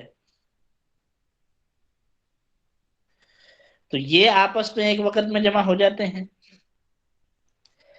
جمع ہونے کا مطلب یعنی ایک لفظ خاص ہے،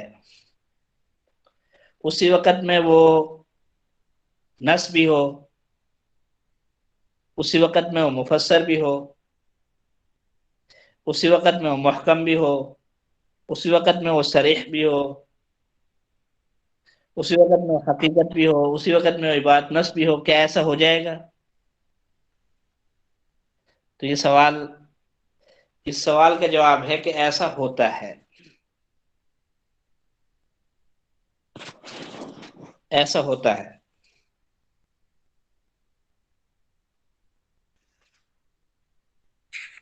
تو ایسا ہوتا ہے، اس کی وجہ کیا ہے؟ جو خفی المعنی ہیں وہ آپس میں جمع ہو جاتے ہیں، ایک ہی وقت میں کئی کئی اصطلاحات ایک جگہ میں جمع ہو جاتی ہیں، تو اس کی کیا تشریح ہے، کیا توضیح ہے، کیا تفصیل ہے؟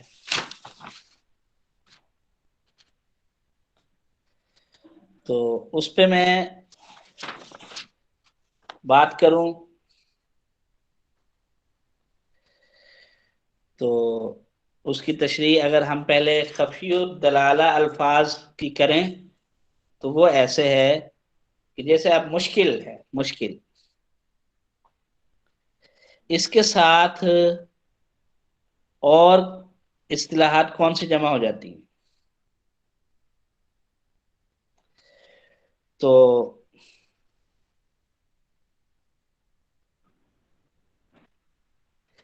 اس میں اصطلاحات جو ہے نا جی مشترک بھی جمع ہو جاتی ہے، ایک لفظ ایک ہی وقت میں مشکل ہوگا اور اس وقت مشترک بھی ہوگا، کیونکہ اشکال کی ایک وجہ جو ہے خود ایک لفظ کا اپنے اصل وضع میں متعدد معنی ہونا ہے۔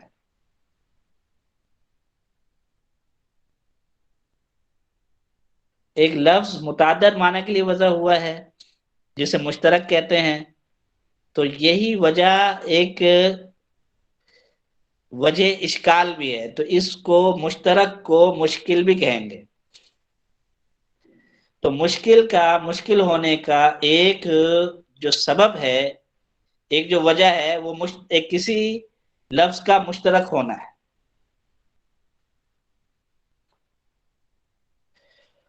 اور کبھی جو ہے اشکال کی جو وجہ ہے، مشکل ہونے کی جو وجہ ہے، وہ ہے ایک لفظ کا اپنے حقیقی معنی کے بجائے مجازی معنی میں استعمال ہونا۔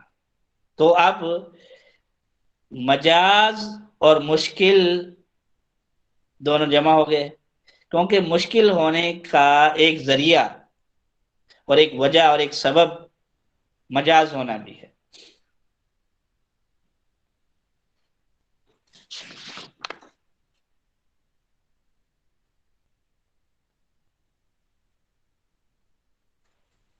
اور کیا مجمل اور مشکل آپس میں جمع ہو سکتے ہیں؟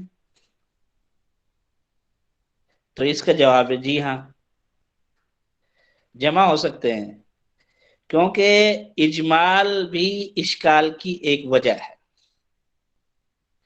یعنی کسی لفظ کے مشکل ہونے کا ایک سبب کسی لفظ، کسی آیت کا، کسی حدیث کا اپنے معنی پر مجمل ہونا ہے،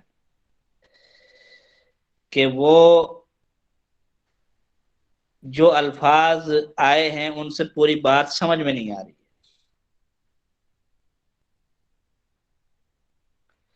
تو اب ہم خلاصتاً بات کریں تو مشکل کی 3 قسمیں ہیں: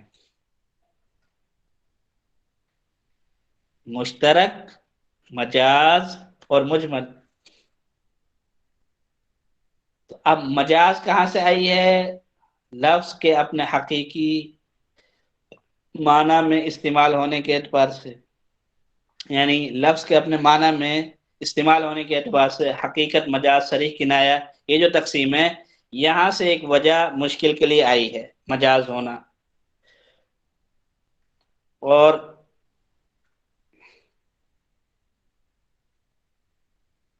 لفظ کا اپنے معنی میں واضح ہونا یا واضح نہ ہونا، ظاہر، نص، مفسر، محکم، اور خفی، مشکل، مجمل، متشابہ. تو ظاہر، نص، مفسر، محکم میں سے جو مجمل ہے جو کہ مفسر کی ضد ہے وہ ایک وجہ بن گئی مشکل کی. تو دوسری تقسیم میں سے آ گیا. اور پھر لفظ کا اپنے معنی کے لیے وضع ہونے کے اعتبار سے جو تقسیم ہے خاص، عام، مشترک، مؤول. تو ایک تقسیم اول سے سبب آ گیا ہے مشکل کا، یعنی مشترک ہونا. تو ایک ہی تقسیم کے تحت جو 4 اصطلاحات آئی ہیں وہ تو آپس میں جمع نہیں ہوتی، یہ جمع ہونا مشکل ہے اور بعض دفعہ ہو بھی جاتی ہیں. جیسے مفسر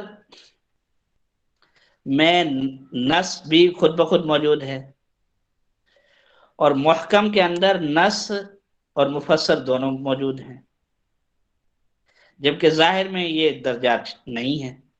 تو اب محکم میں دو اپنی ہی قبیل سے، اپنی ہی جو تقسیم ہے وہاں سے جمع ہو گئے.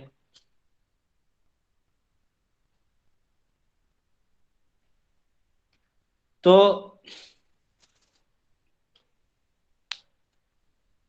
یہ آپس میں جمع ہو جاتے ہیں.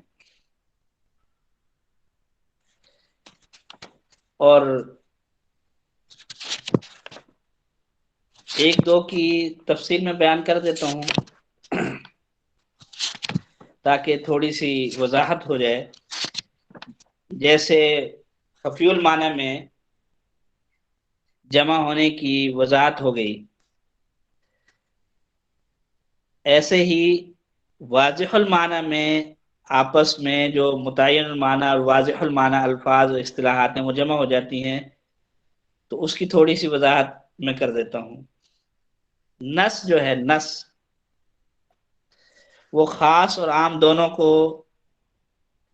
شامل ہے، دونوں کے ساتھ جمع ہو جاتا ہے، کیونکہ نص میں بھی سوق الکلام لاجلہ کی وجہ سے تعین معنی پایا جاتا ہے، اور خاص عام بھی ایک معنی کے لیے ہی وضع ہوتے ہیں، اور اس معنی پر قطعی الدلالت کا مظاہرہ بھی کرتے ہیں.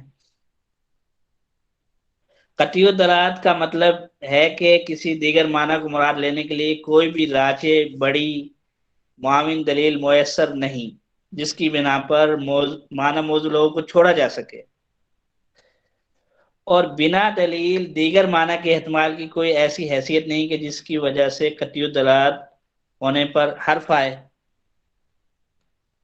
تو اب واضح الدلالہ جو الفاظ ہیں وہ خاص، عام اور نص آپس میں جمع ہو گئے. جو آیت کے اندر خاص ہے وہ اسی وقت میں نص بھی ہوگا، جو آیت کے اندر عام ہے وہ اسی وقت میں نص بھی ہوگا. تو جو نص کا جو حکم ہے اور اس حکم کی روشنی میں جو آپ معنی مستنبط کر سکتے ہیں، اخذ و استنباط کر سکتے ہیں، تو وہ خاص کے وقت میں بھی آپ کر سکتے ہیں. یہ ہے اصل بتلانے کا مقصد کہ ان کے جمع ہونے نہ ہونے کا نتیجہ کیا ہے، ثمرہ کیا ہے. ثمرہ یہ ہے کہ جو ان کے احکام ہیں پھر ان احکام کی روشنی میں آپ مزید اخذ و استنباط کر سکتے ہیں. اب ایسے ہی حقیقت ہے، حقیقت مجاز صریح کنایہ کی تقسیم میں حقیقت خاص عام نص تینوں کو شامل ہے، کیونکہ حقیقت میں وہی ایک معنی مراد لیا جاتا ہے جس کے لیے اس کو وضع کیا جاتا ہے، جو کہ ایک متعین مقصود ہوتا ہے، جبکہ خاص عام نص تینوں میں یہ تینوں صفات پائی جاتی ہیں، اور یہی صفت پائی جاتی ہے کہ یہ بھی اپنے معنی کے لیے اپنے معنی پر دلالت کرتے ہیں، اور ان کے معنی میں کوئی تعویل نہیں ہوتی، دیگر معنی کو نہیں لیا جا سکتا۔ تو حقیقت، اب ایک لفظ خاص ہو، عام ہو، نص ہو، تو وہ اسی وقت میں حقیقت بھی ہوگا۔ حقیقت ایک وقت میں خاص بھی ہو سکتا ہے، عام بھی ہو سکتا ہے، نص بھی ہو سکتا ہے۔ اب بات کرتے ہیں صریح۔ صریح جو ہے خاص، عام، نص، حقیقت مستعملہ اور مجاز غالب الاستعمال سبھی کو شامل ہے، کیونکہ صریح وہ لفظ ہے جو اپنی مراد کو سمجھنے اور اپنے پر عمل کرنے کے لیے کسی قرینہ، مزید تفسیر و تعامل کا محتاج نہیں، جبکہ یہ وصف عام، خاص، نص، حقیقت مستعملہ اور مجاز غالب الاستعمال سبھی میں پایا جا رہا ہے یہ وصف۔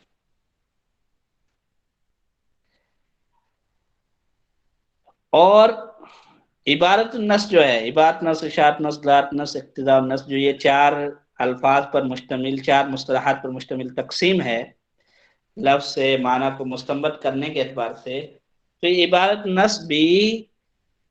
عبارت نص ہوتے ہوئے ایک وقت میں نص بھی ہو سکتا ہے، حقیقت بھی ہو سکتا ہے، صریح بھی ہو سکتا ہے، خاص عام بھی ہو سکتا ہے، یہ سب اس میں ایک وقت میں شامل ہو سکتے ہیں۔ تو ایک وقت میں شامل ہونے کا پتہ چل گیا تو اس کا مستفاد کیا ہے، اس کا فائدہ کیا ہے، اس کا ثمرہ کیا ہے؟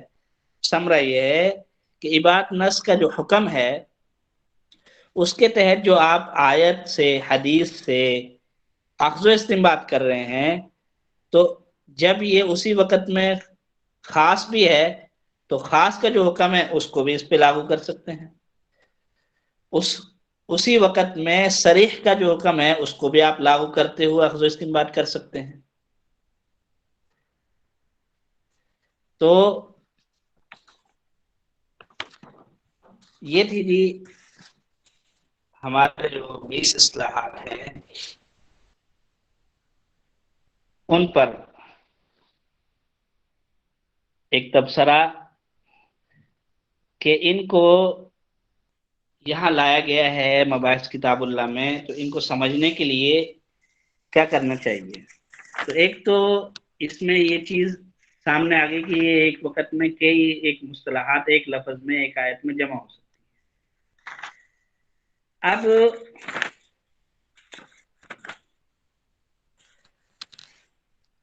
مباحث کتاب اللہ کے جو مصطلحات ہیں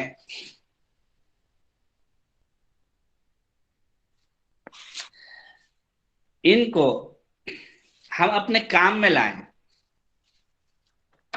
کام میں لائیں۔ کام میں کیسے لائیں؟ ایک نیا مسئلہ ہے اور اس کا ہم نے حل پیش کرنا ہے۔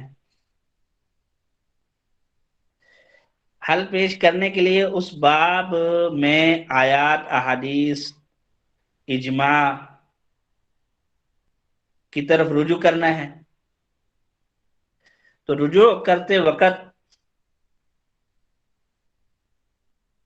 ہمیں ان سے استفادہ کرنا ہے، ان کا ہمیں ساتھ چاہیے، تو ہمارے لیے پھر کیا لاحق عمل کیا ہوگا؟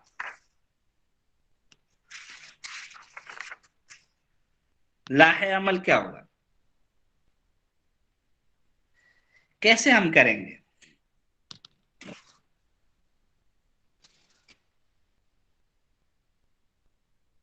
کہ یہ جو 20 اصطلاحات ہیں مباحث کتاب اللہ پر، یا حروف المعانی ہیں ساتھ ان کے، یہ ہماری علمی اور فقہی زندگی میں ہمارا ساتھ دیں، جیسا کہ ہم جب مطالعہ کرتے ہیں عربی کتابوں کا، قرآن مجید کا، حدیث مبارکہ کا، فقہی کتابوں کا، ادبی کتابوں کا، تو صرف نحو اور جو لغوی الفاظ معنی کا ذخیرہ ہمارے دل دماغ میں ہے، وہ ہمارا ساتھ دیتا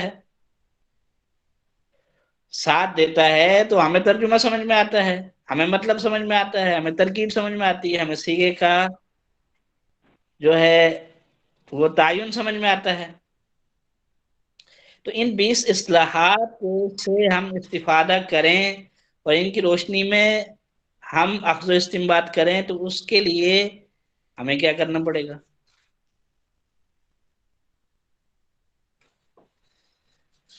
اب ایک آیت یا ایک حدیث ہے،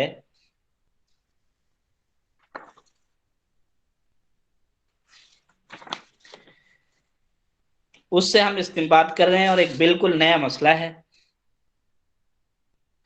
اور اس مسئلے کا حکم سابقہ جو ہماری میراث ہے کتب فقہیہ، فتاوی، متون، شروح، ان میں نہیں ہے۔ تو اب اس پہ ہم نے تحقیق کرنی ہے اور اس کا ہم نے حکم نکالنا ہے۔ تو یہ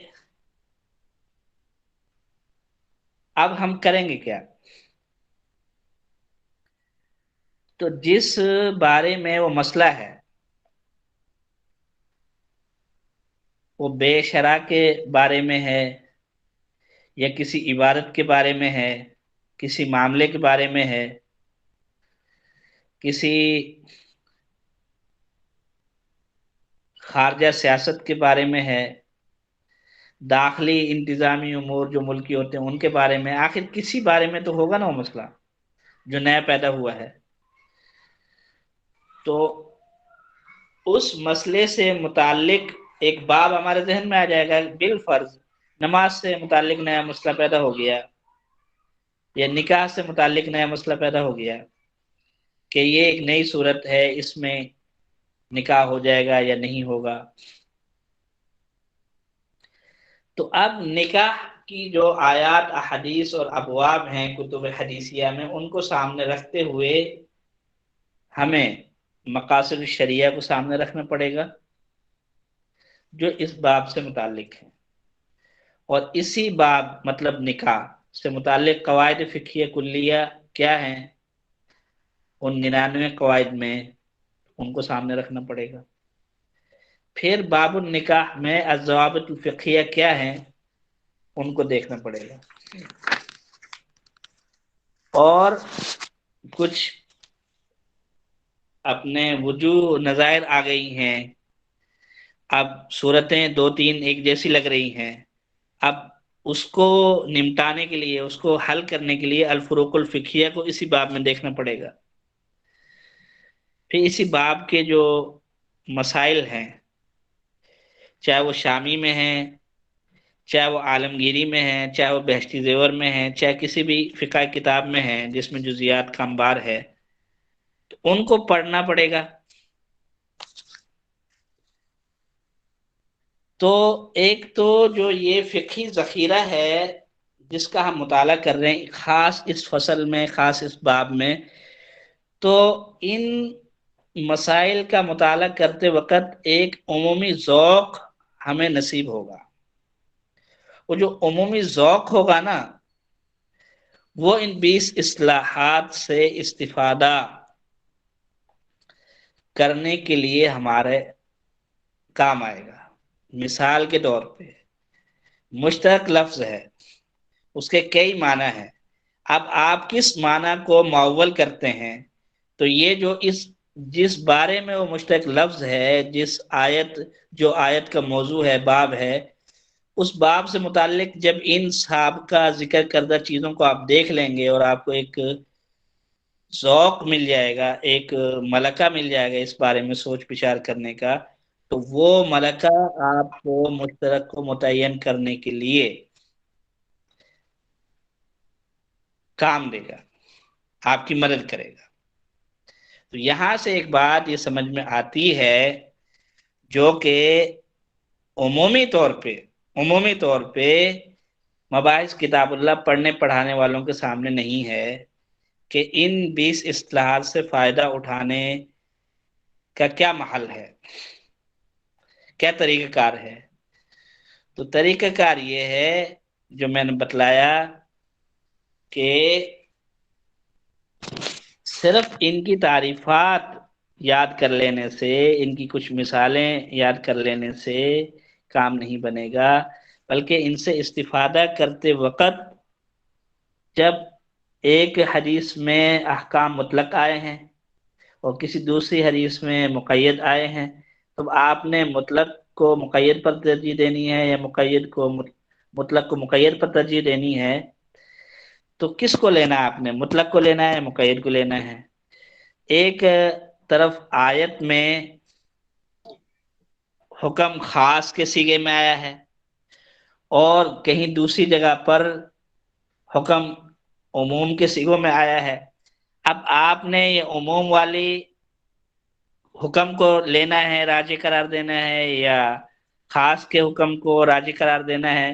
اس کے لیے اب آپ کو القواعد الاصولیہ اللغویہ التي تتعلق بالخصوص والعموم ان کو دیکھنا پڑے گا۔ پھر ان کی روشنی میں جو معنی آپ کو سمجھ میں آ رہا ہے کہ نہیں، یہاں تو ہم نے عام کی بجائے خاص کو لینا ہے، یا خاص کی بجائے عام کو لینا ہے، مطلق کی بجائے مقید کو لینا ہے، یا مقید کی بجائے مطلق کو لینا ہے، تو اس معنی کو پھر آپ پیش کریں۔ آپ نے وہ طے تو کر دیا قاعدہ اصولیہ کے تحت کہ اس کو میں نے لینا ہے، لیکن اب یہ معنی ٹھیک ہے، اس کو آپ پیش کریں گے کس پر؟ ترتیب سے سمجھ لیں۔ نمبر ایک، مقاصد الشریعہ پہ، یہ معنی مقاصد الشریعہ سے متصادم ہے یا مقاصد الشریعہ کے ماتحت جو ہے صحیح آ رہا ہے، اور جو اس باب میں قواعد فقہیہ کلیہ ہیں ان سے ٹکرا رہا ہے یا ان کے ماتحت صحیح آ رہا ہے۔ نمبر تین، اسی باب میں جو الضوابط الفقہیہ ہیں، یہ جو معنی میں نے متعین کر دیا عمل کے لیے، آیا ان ضوابط فقہیہ کے ماتحت آ رہا ہے یا ان سے ٹکرا رہا ہے؟ ایسے ہی الفروق الفقہیہ کے ماتحت یہ راجح قرار پایا جا رہا ہے یا ان سے ٹکرا رہا ہے؟ ایسے ہی مسائل الفصل جو ہیں وہ شامی کی ہیں، وہ مسائل جزیات یا عالمگیری کی ہیں، یا دیگر فتاوی جو اردو میں ہیں ہمارے اکابرین کے یا عربی میں ہیں ہمارے اکابرین کے، ان سے اس راجح معنی کی روح ٹکرا رہی ہے یا ان سے ہم آہنگ ہے، تو اب جب وہ ہم آہنگ ہے اور سب سے موافقت کر رہی ہے، اور سارے دلائل اور سارا فقہی ماحول، سارا دلیلی ماحول، سارا اصولی ماحول اس کی موافقت کر رہا ہے، تو پھر اب آپ کو اطمینان ہوگا کہ جو حکم میں نے مستنبط کر کے راجح قرار دیا ہے، جو معنی میں نے متعین کیا ہے عمل کے لیے، یہ واقعی ٹھیک ہے۔ تو ان 20 اصطلاحات سے، جن کو مباحث کتاب اللہ کہتے ہیں، ان سے استفادہ کرنے کا طریقہ کار یہ ہے کہ صرف انہی کو ہی سامنے نہ رکھا جائے، بلکہ ان کے ساتھ مقاصد الشریعہ، قواعد فقہیہ کلیہ، ضوابط فقہیہ اور قواعد اصولیہ اور مسائل الفصل، وہ مسائل الفصل آپ نے فتاوی کتابوں سے بھی دیکھنے ہیں، شروح سے بھی دیکھنے ہیں، متون فقہیہ سے بھی دیکھنے ہیں، اور اگر اس بارے میں کوئی تحقیقی مقالہ ہے، رسالہ ہے، اور اس میں کافی ساری تفصیل ہے، تو وہاں سے بھی دیکھنا ہے۔ اس کے بعد پھر آپ کو شرح صدر ہوگا کہ ہم نے جو ان قواعد التفسیر یا قواعد الدلالات، جن کو آج کل کہا جاتا ہے، یعنی مباحث کتاب اللہ کو، ان سے جو استفادہ کر کے اخذ و استنباط کیا ہے وہ واقعی میرا ٹھیک ہے۔ تو یہ ہے جی ہمارا جو ہے نا قواعد اصولیہ سے متعلق، اور جو کچھ مباحث کتاب اللہ سے متعلق ضروری تمہیدی باتیں رہ گئی تھی وہ آپ کے سامنے پیش کی ہیں۔ البتہ اب یہ جو مباحث کتاب اللہ ہیں، یہ قواعد اصولیہ ہیں، یہ تفصیلی طور پہ، مطلب تفصیل دو طرح سے، ایک تو نظری اعتبار سے قواعد و مباحث کے اعتبار سے، اور ایک تطبیقی تمرینی تدریبی اعتبار سے ہمارے سامنے آئے، اور ہم اس مشقت محنت کی بھٹی سے گزریں اور کندن بنے، اور یہ جیسے ہمیں ہماری صرف کام آ رہی ہے آج، عربی مطالعہ کرتے وقت، عربی لکھتے وقت، عربی بولتے وقت، تو عربی میں تدریس کرتے وقت، عربی عبارت کو سمجھتے وقت صرف کام آ رہی ہے، نحو کام آ رہی ہے، ایسے ہی یہ 20 اصطلاحات بھی ہمارے کام آئیں۔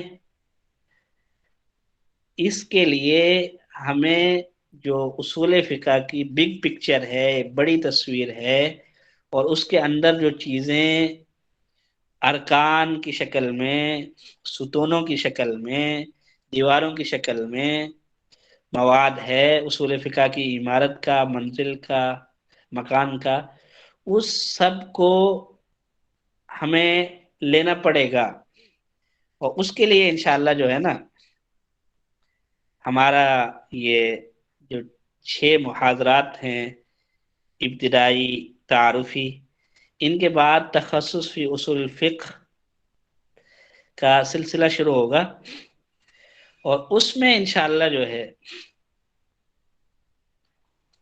ہم ان کو ایک، جیسے درسگاہ میں ایک فن کو قابو کیا جاتا ہے پڑھنے پڑھانے کے اعتبار سے، ویسا ہم انشاءاللہ ایک نظم بنائیں گے کہ یہ ہمیں سمجھ میں آئے، ہمارے عمل میں آئے، اور ہماری علمی زندگی میں آئے، تو اس کے لیے ہم مباحث بھی انشاءاللہ پڑھیں گے، پڑھائیں گے، اور تمرینات بھی کریں گے انشاءاللہ۔ تو آخر دعوانا ان الحمد للہ رب العالمین۔ یہ اسباق کی ضروری باتیں تو آج ہوگی پوری۔ اب آپ کے سوال جواب کے لیے 10 منٹ 15 منٹ آپ کے پاس ہیں۔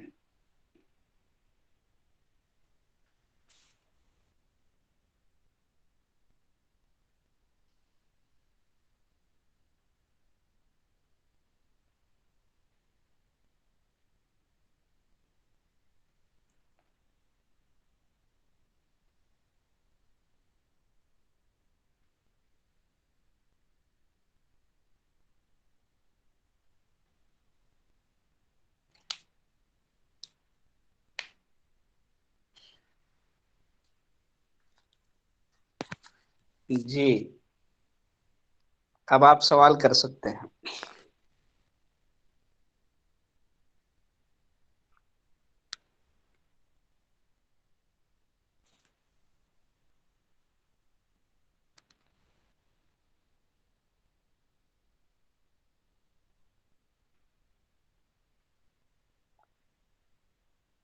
یہ سوال آیا ہے کہ ہمیں آپ کس جامعہ سے درس دے رہے ہیں؟ تو یہ سلسلہ تو آن لائن معہد الامام الطحاوی للدراسات اسلامیہ کے تحت ہے۔ میرا اپنا ادارہ ہے لاہور میں، جامعہ سیدنا محمد العربی صلی اللہ علیہ وسلم کے نام سے۔ تو یہ میں نے شروع کیا تھا 2012 میں تخصص فی الحدیث کے ساتھ۔ 2016 میں تخصص فی اصول الفقہ بھی شروع ہوا۔ تو یہاں یہ پہلے تو کرائے کے مکانوں پہ چلتا رہا لاہور میں، مختلف مقامات پر۔ اب ایک قصور کا مضافات ہیں، وہاں پہ کسی نے جگہ جو ہے نا وقف کی تھی 1 ایکڑ، وہاں یہ ادارہ ہے، وہاں یہ سلسلہ چل رہا ہے، اور حالات کے پیش نظر جو ہے ہم نے جگہ لاہور شہر میں بھی لے رکھی ہے مدرسے کے لیے، تو وہ اس کی تعمیر ابھی باقی ہے۔ تو انشاءاللہ لاہور میں ہی یہ سلسلہ جو تخصصات کا اندر تعمیر شروع ہو جائے گا، اور اس سے پہلے ممکن ہے شوال سے، جیسے پہلے چل رہا تھا کرائے کی بلڈنگ پہ، تو شوال سے پھر کرائے کی بلڈنگ پہ چلنا شروع ہو جائے۔ اس کی وجہ یہ ہے کہ گاؤں میں وہ تخصص کے طلباء کا اتنا آنے کا رجحان نہیں ہے، شہر کی طرف رجوع کرتے ہیں، تو شہر میں بھی انشاءاللہ یہ ہو جائے گا جیسے پہلے 10 سال سے چل رہا ہے۔ تو اور کوئی سوال؟